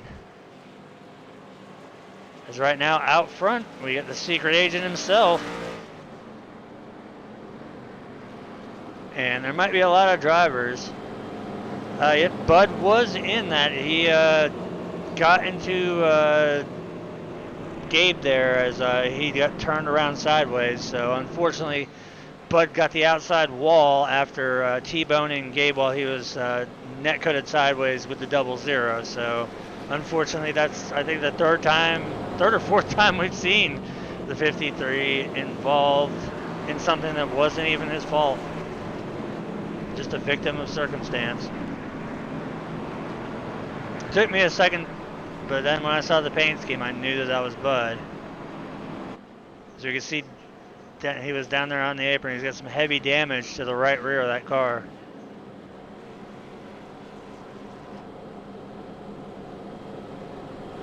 Matter of fact, let's go take a look at the 53.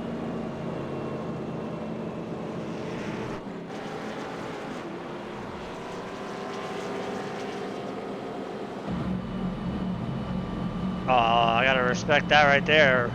Led Zeppelin, baby. Cashmere.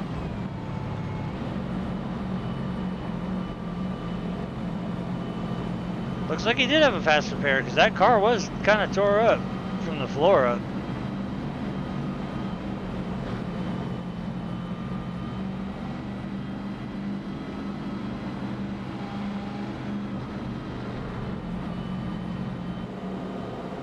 He does have a clean car. So that might not have been the 53. That might have been, it was hard to tell because the numbers were blacked out.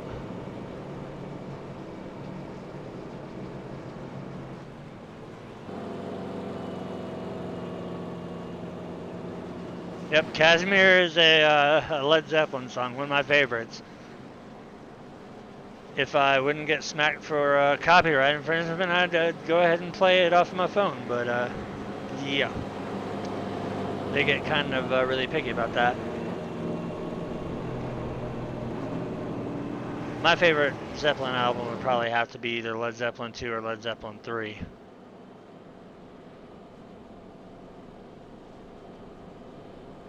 So yeah, not only is cashmere a very, very nice fabric, it's also a Led Zeppelin song.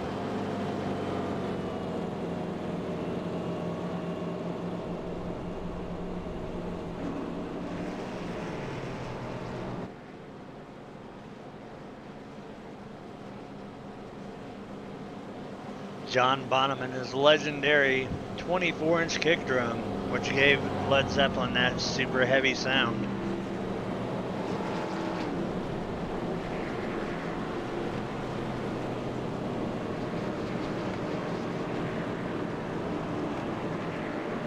So anybody that came down for fuel on this stop here does have enough to make it to the end if they stay clean and green.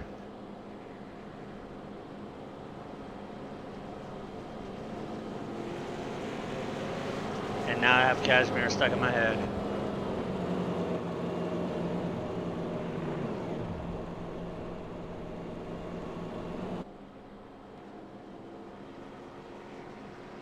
And rumor through the iRacing control tower, if another caution comes out, Brett Bodine is going to be switching over to Jägermeister. So you definitely do not want him behind the wheel when Brett is on the Jaeger.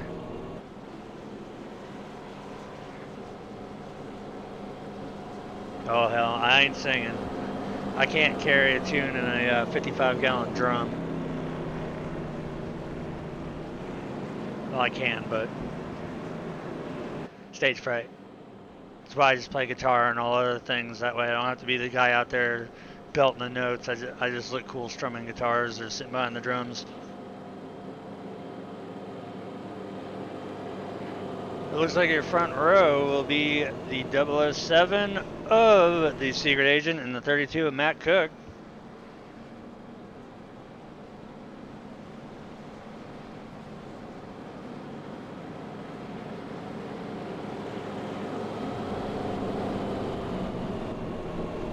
Yeah, I can't sing rock very well, but for some reason I can nail country no problem. Not the, and by country I don't mean the crap that's on the radio now. I'm talking about real country.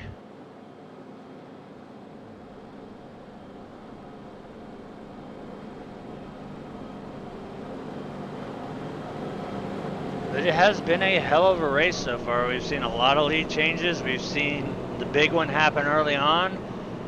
We've seen a few wrecks that didn't bring out cautions. We've seen 2 sets of green flag pit stops here, and hopefully now we're going to see a clean green run to the finish here. Laps are winding down. It will be 19 laps to go when they take the green flag here on the restart.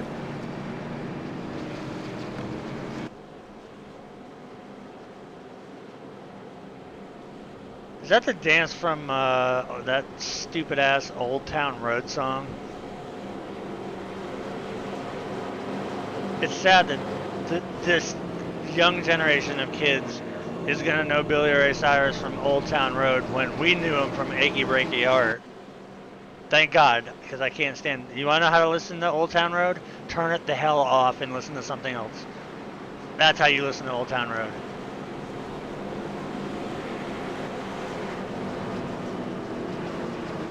And if somebody has the CD with it, you take it out of it and you snap their CD and throw it out the window. Alright, the pace car is down. The 007 of the Secret Agent Hornet's going to lead us into the restart zone here, hopefully for the last time here.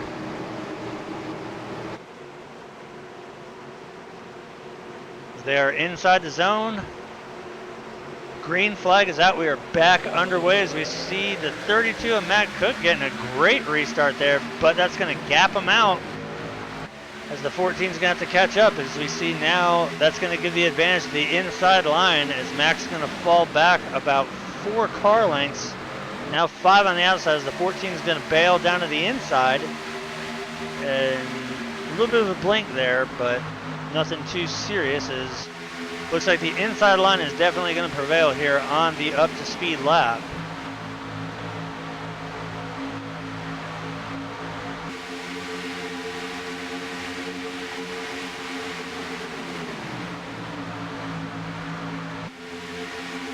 see a lot of the drivers electing to go down to the bottom groove there. Matt got a great start going, but then it's just like he got to jump out of the positions, and that shuffled him back. Oh, he missed a gear. Word through the radios, he missed a gear on that restart, so that's what caused the stack up there. As meanwhile, the 044 putting the bumper to the back of the 007 as the laps are winding down. As now he's going to look to the outside, as well as the 14. He's going to jump up in front of the 11, which is going to put the 01 behind the 007 here as they go into turn 3. We also have the 08 on the inside, as well as the 32 is on the outside. We get the 044, the 14, and the 11, followed by the 62, the 78, the 72, and the 3 of Paul Crummer.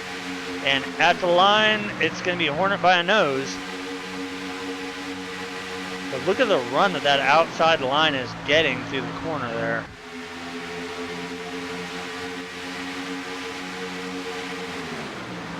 I wouldn't be surprised if you see that 044 get cleared going into turn 3. And the 14 is absolutely glued, gorilla glued to the back bumper of that car. He was, oh, did not want to see that, as we've got the second big one going on, as we got multiple cars everywhere.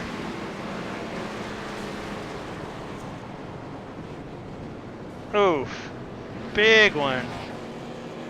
That one was brought out by the 044 coming down on the nose of the 007. So you see Hornet able to get up back to speed, but we're going to go ahead and take a look back at that again.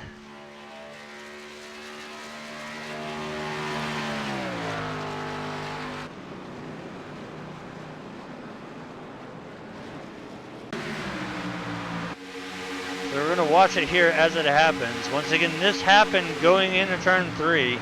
He waited just a little bit too long to come down and crossed right over the nose of the 007.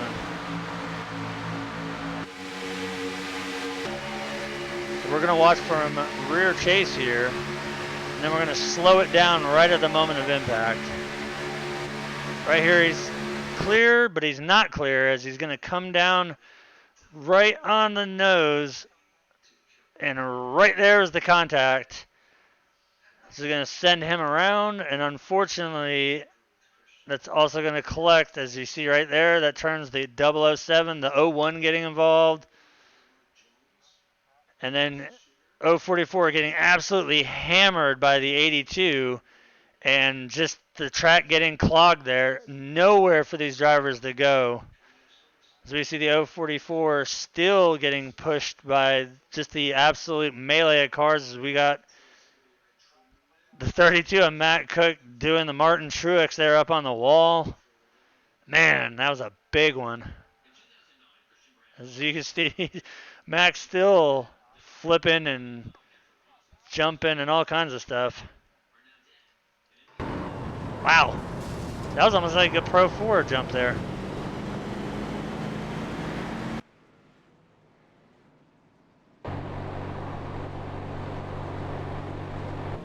As we go back out to the front here.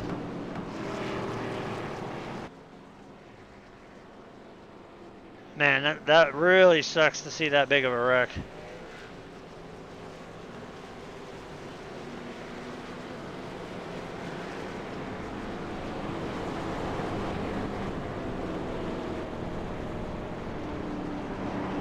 Well, let's take a look-see here.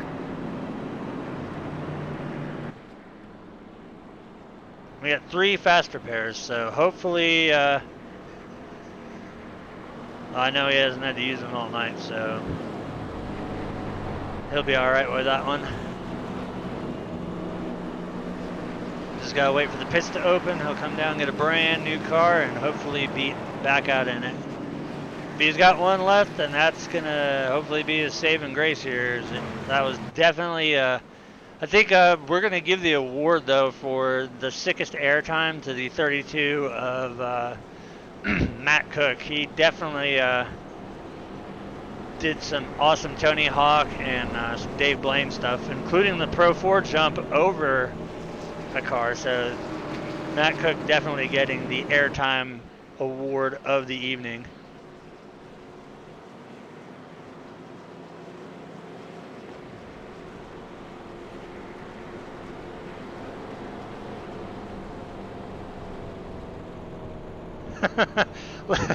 Listening to the radio, this is hilarious. They're talking about the damage to the 007 and left side, right side, front, rear, and then you hear him key up. What about the roof? Nope, roof is good.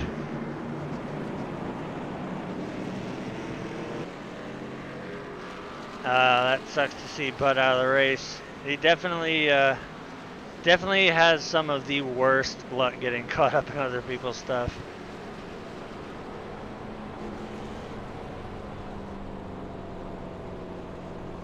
Laps are starting to wind down here. We'll probably be looking at about 10 to go on the restart. Hell, he's got worse luck than I do, and most of mine is just because I'm stupid and I mistime a move or just do something rookie when I know better.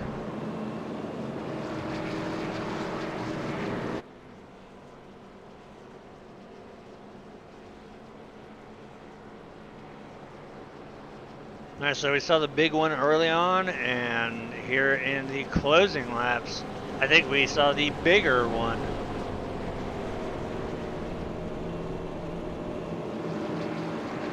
I think after the race is over, I'm going to have to go down to the 32 pit and remind him that he wasn't in a Pro 2 or a Pro 4 truck. But props for sticking the landing on that one, because he was upside down, he was on his side, jumping over a car.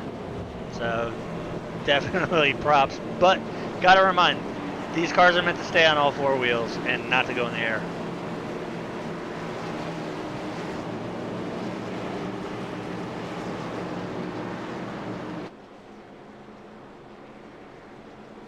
I'll make Brett Bodine buy him a 6-pack.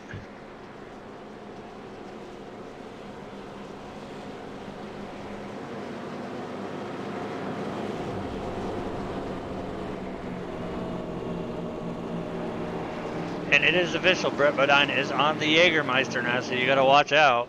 You might see that pace car start weaving and smacking the wall. Be like the pace car at Belle Isle, brand new Corvette. The driver of the pace car ends up destroying the Corvette. So we might see Brett Bodine finish off this Mustang, which would be good because then iRacing can give us a new one.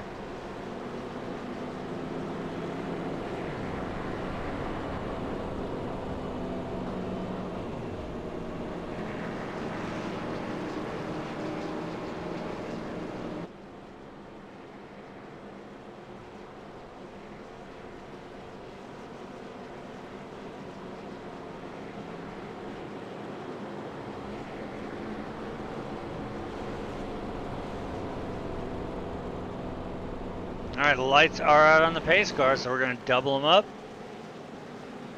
And we will have 12 laps to go at the line. See if these guys can finish this one off clean and green.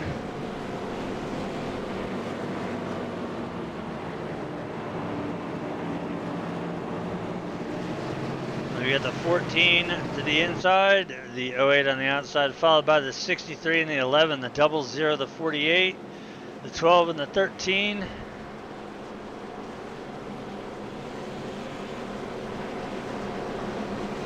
This is going to be an interesting restart here. We've seen the 08 strong tonight. We've seen the 14 strong. We've seen the 11 strong, especially out in the third line. The 63 as well. So honestly, you can't really put your bets on anything until the last lap comes out. I mean, there's been several cars that have just been absolutely blazing fast tonight.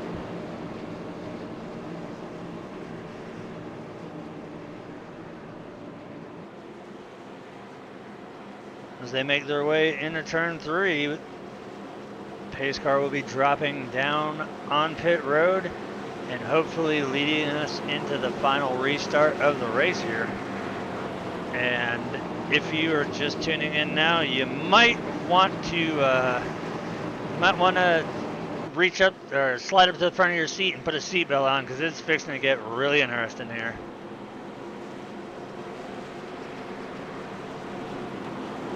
I'm slid down in my seat, braced off on my pedals, so I'm ready for this to kick off. As the pace car is down, 14 going to lead us into the restart zone as we get ready to kick the tires and light the fires once again here at Talladega Superspeedway.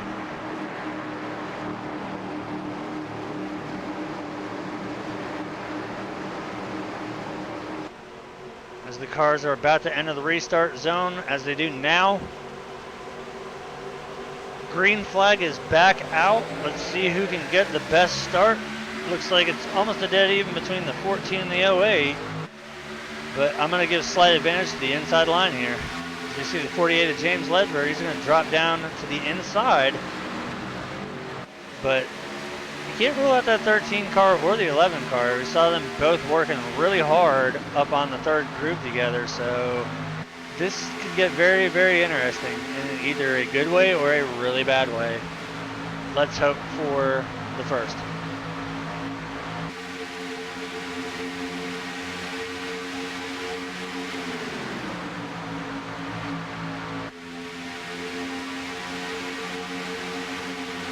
So you can see that the front three cars down in the bottom group, they have definitely got the momentum going right now. But you can see how that outside lane, all the cars up there, they're starting to gather up that speed. I'd give it maybe 1 or 2 laps before we see that outside line starting to really get the runs off the corner.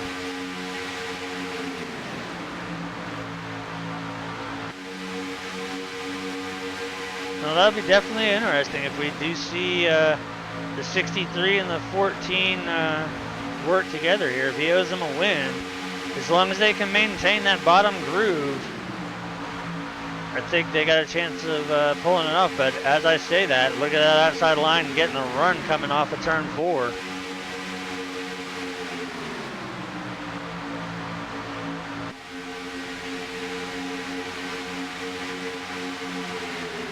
Look at that though, the 14 and the 63 just absolutely have 3 or 4 car lengths out there from the 48 machine.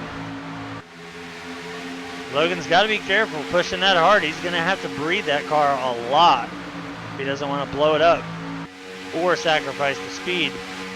All it's going to take is one of those two, and that outside line is going to start moving and shaking.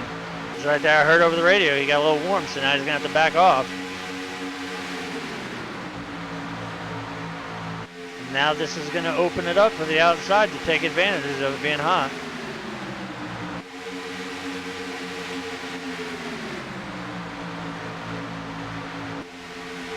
Now we see a third lane being led by the 80 of Diego Vasquez. Third lane's going to open up. Also see the 17 of JD Crow, the 72 of Rick McKinney, and the 88 of Gabe Butler there. That's going to be your third lane.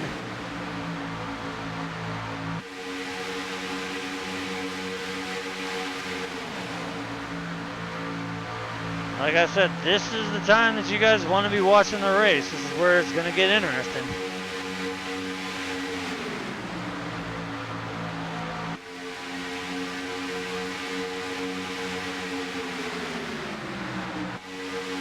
So far, the 14 and the 63 able to make that bottom groove work. Because right now, it's going to be a who's who for who's going to get everything behind there on the second and third lane. So we are in the home stretch here, under 10 laps to go. Now we see the middle groove getting that run. Would be surprised to see the 08 drop down to the inside here, as he is going to do so. So hand the inside lead off to the 08, as now it's going to open the middle groove up for the 11. Got the 01 and the 13 behind him. You see again though, that third group trying to make things work here is they're going to be joined by the 92.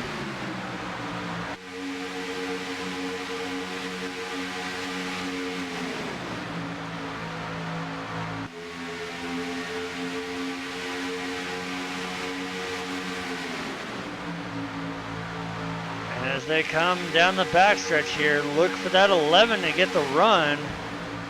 See if he can make it and clear the 08 here.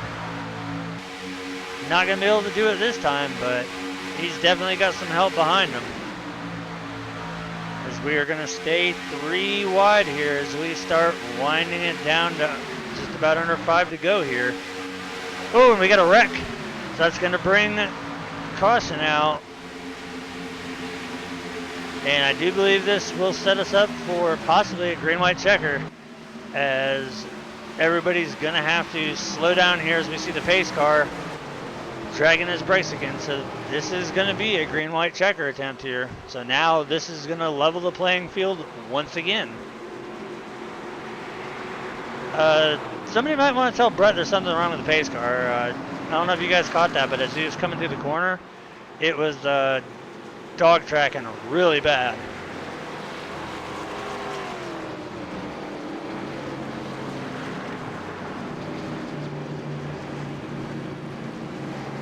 Looks like a couple drivers took a very wild ride there on that wreck, but out front it's going to be the 08 machine.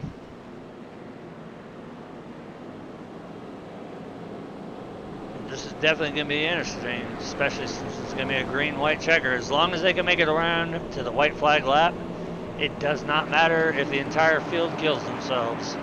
No caution will come out. If there's one car that survives, then that one car is going to be the one that wins the race.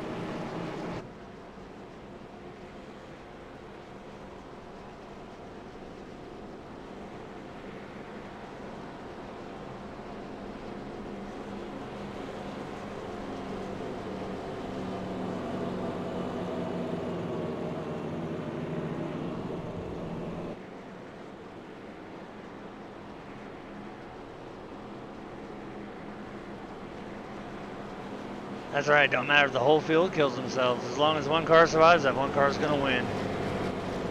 But if the entire field does kill themselves, then Brett Bodine is going to win. We don't want Brett Bodine to win.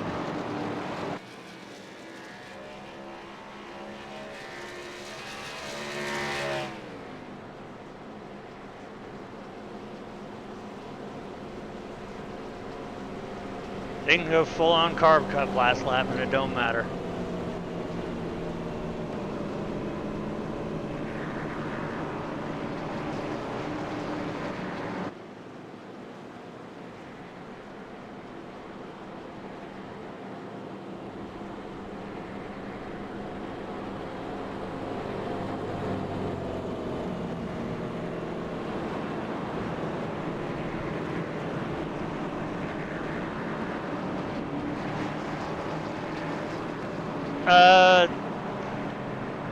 I used that name a long time ago because we thought of, like, since the iRacing pace car does so many stupid things, I was just thinking of who was like one of the dumbest drivers at the time, and for some reason Brett Bodine popped into my head.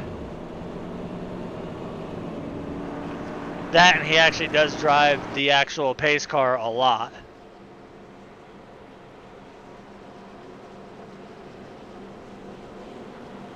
If it's not like the Grand Marshal or somebody special, it's usually Brett Bodine driving the actual pace car in the NASCAR races. So that's kind of where it stemmed from, but also because he's kind of a little about maybe 6 or 7 crayons short of a box.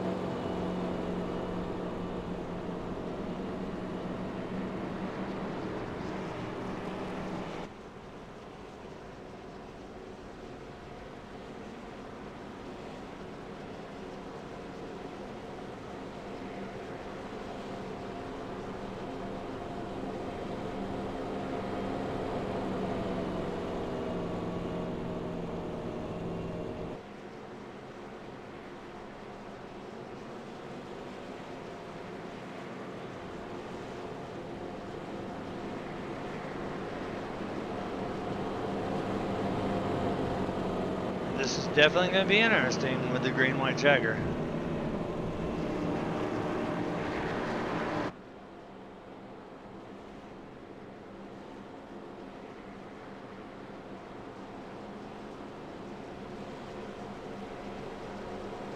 Looking at the top 10 here, I honestly cannot pick a, I can't pick a car. Every single one of them has shown strength tonight, so it's honestly just going to come down to who times the move right and who's willing to go with them. So there's no real clear number that's popping out at me like, oh, this car's going to win.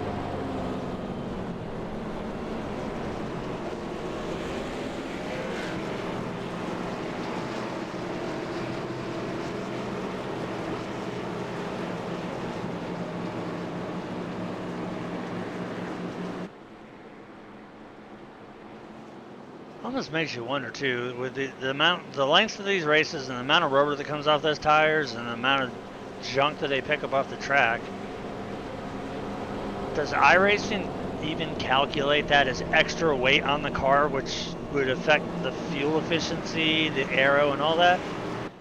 I don't think they'd be smart enough to do that, but at least they have the visual effect of it.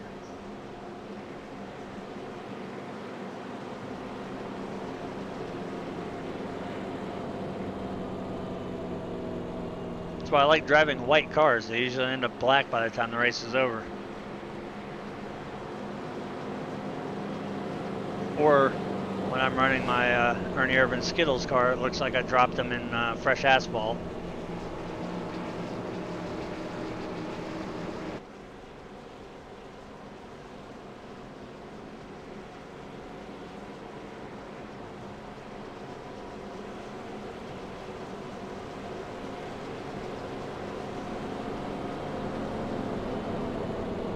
Alright, well here we go. The lights are out on the pace car.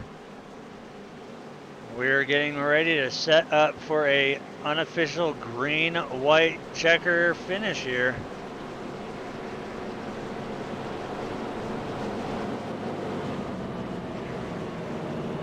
So this one will actually be an iRacing green-white checker.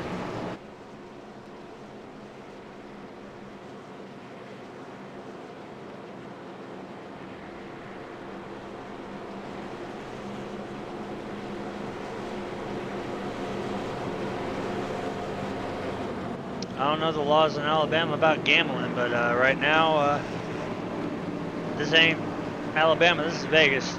Place your bets.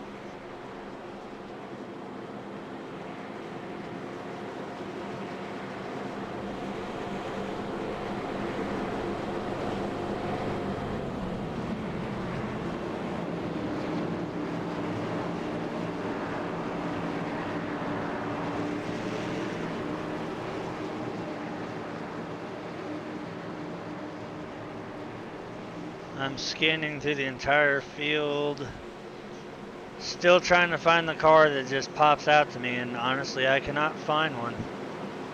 It's literally going to come down to who is going to make the right move on that last lap.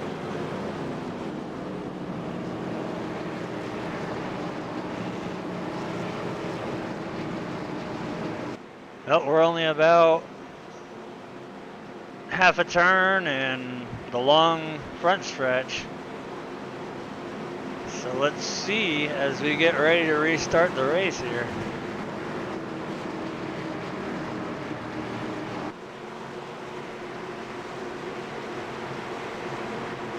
Brett Bodine makes his drunken way down pit road. The OA is going to lead us into the restart zone as we take the green-white checker here.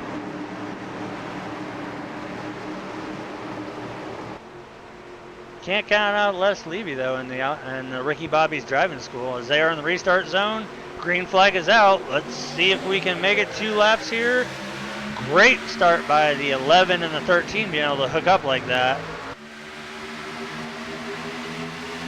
Does appear that if he wanted to, the 11 could have dropped, but he's not going to leave the 13 hanging. But now the 01 is going to dip in below the 13. That's going to stick him out to the outside as we're going to go 3 wide down the backstretch. And all hell is going to break loose here as we got cars ducking and weaving. They can make it around to the flag stand. It doesn't matter what happens. Whatever goes, goes. This is a time where you paid for the whole seat, but you only needed the edge. We're coming to take the white flag here. Ooh, we see the 08 push down low as we were 4 wide, wrecking there, but it doesn't matter. Leader took it, so now we see the backfield wrecking there. It's going to come down to who's going to win it here. We got the 14 out front being pushed by the 11. We got the 001 and the 12 in the middle, the 13 and the 88 on the outside. We see that third lane getting a lot of speed there, but it's going to be hard to tell as we see the 01 is clear. He's going to drop to the inside. That's going to leave the 12 all by a Stony Lonesome in the middle. We got the 13 and the 88 on the outside as they come around through the tri-oval for the last time. Who is going to take the checkered flag here? Look at the side draft that the 12 is getting, but look at the run, the 13 and the 01 at the line. We see some bumping and shoving. It will be the, I think it's the 13 getting the win there. Now, folks, that is what you came to see right there. And it will be the 13 with the race win. Ryan Kelly with the race win. Hell of a last lap there.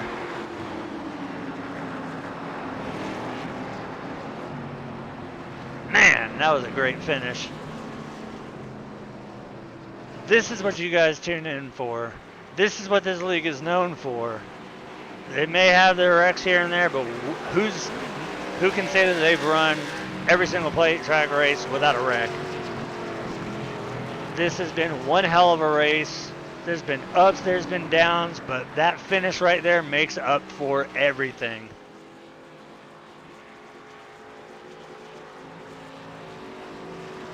Hopefully the 13 is going to take it to the start-finish line and burn her down. That was a well-deserved win. He's going to do so. The race may be over, but we got to carry on the victory celebrations here as the 13 of Ryan Kelly pulling off a last lap, last corner pass for the win, 3 wide. Burn it down, buddy. You earned it.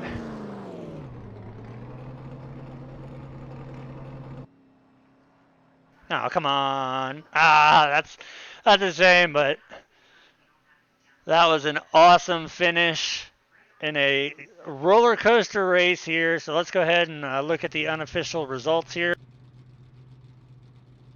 Ryan Kelly with the win. Brian Kaufman second. Robert Richards third. Gabe Butler fourth.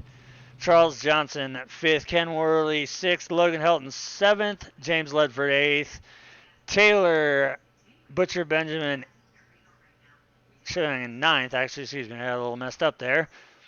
Paul Crummer is going to round out the top 10, followed by Rob Connors, Gary Walbolt, J.D. Crow, Donald Stewart, Diego Vasquez, the secret agent, David Adamson, Bless Levy, Dave Lane, Rick McKinney, Ron Peralta, Bud Steele, who unfortunately did not have the night he wanted to, Matt Cook, Harold Griffith, Todd Siebels, Rod Hopp, Luke Gray, Brandon Hernan, David Anderson, Jason Anderson, Shane Gunter, Justin Allison, Timothy Madonna, Matthew Johnson, Stevie Anderson, Mitchell Wilkes, and of course myself. I didn't start, and Jimmy is actually Miss Marie, so she was in chat helping me all night, and it was my pleasure to broadcast this race. I hope you guys enjoyed it.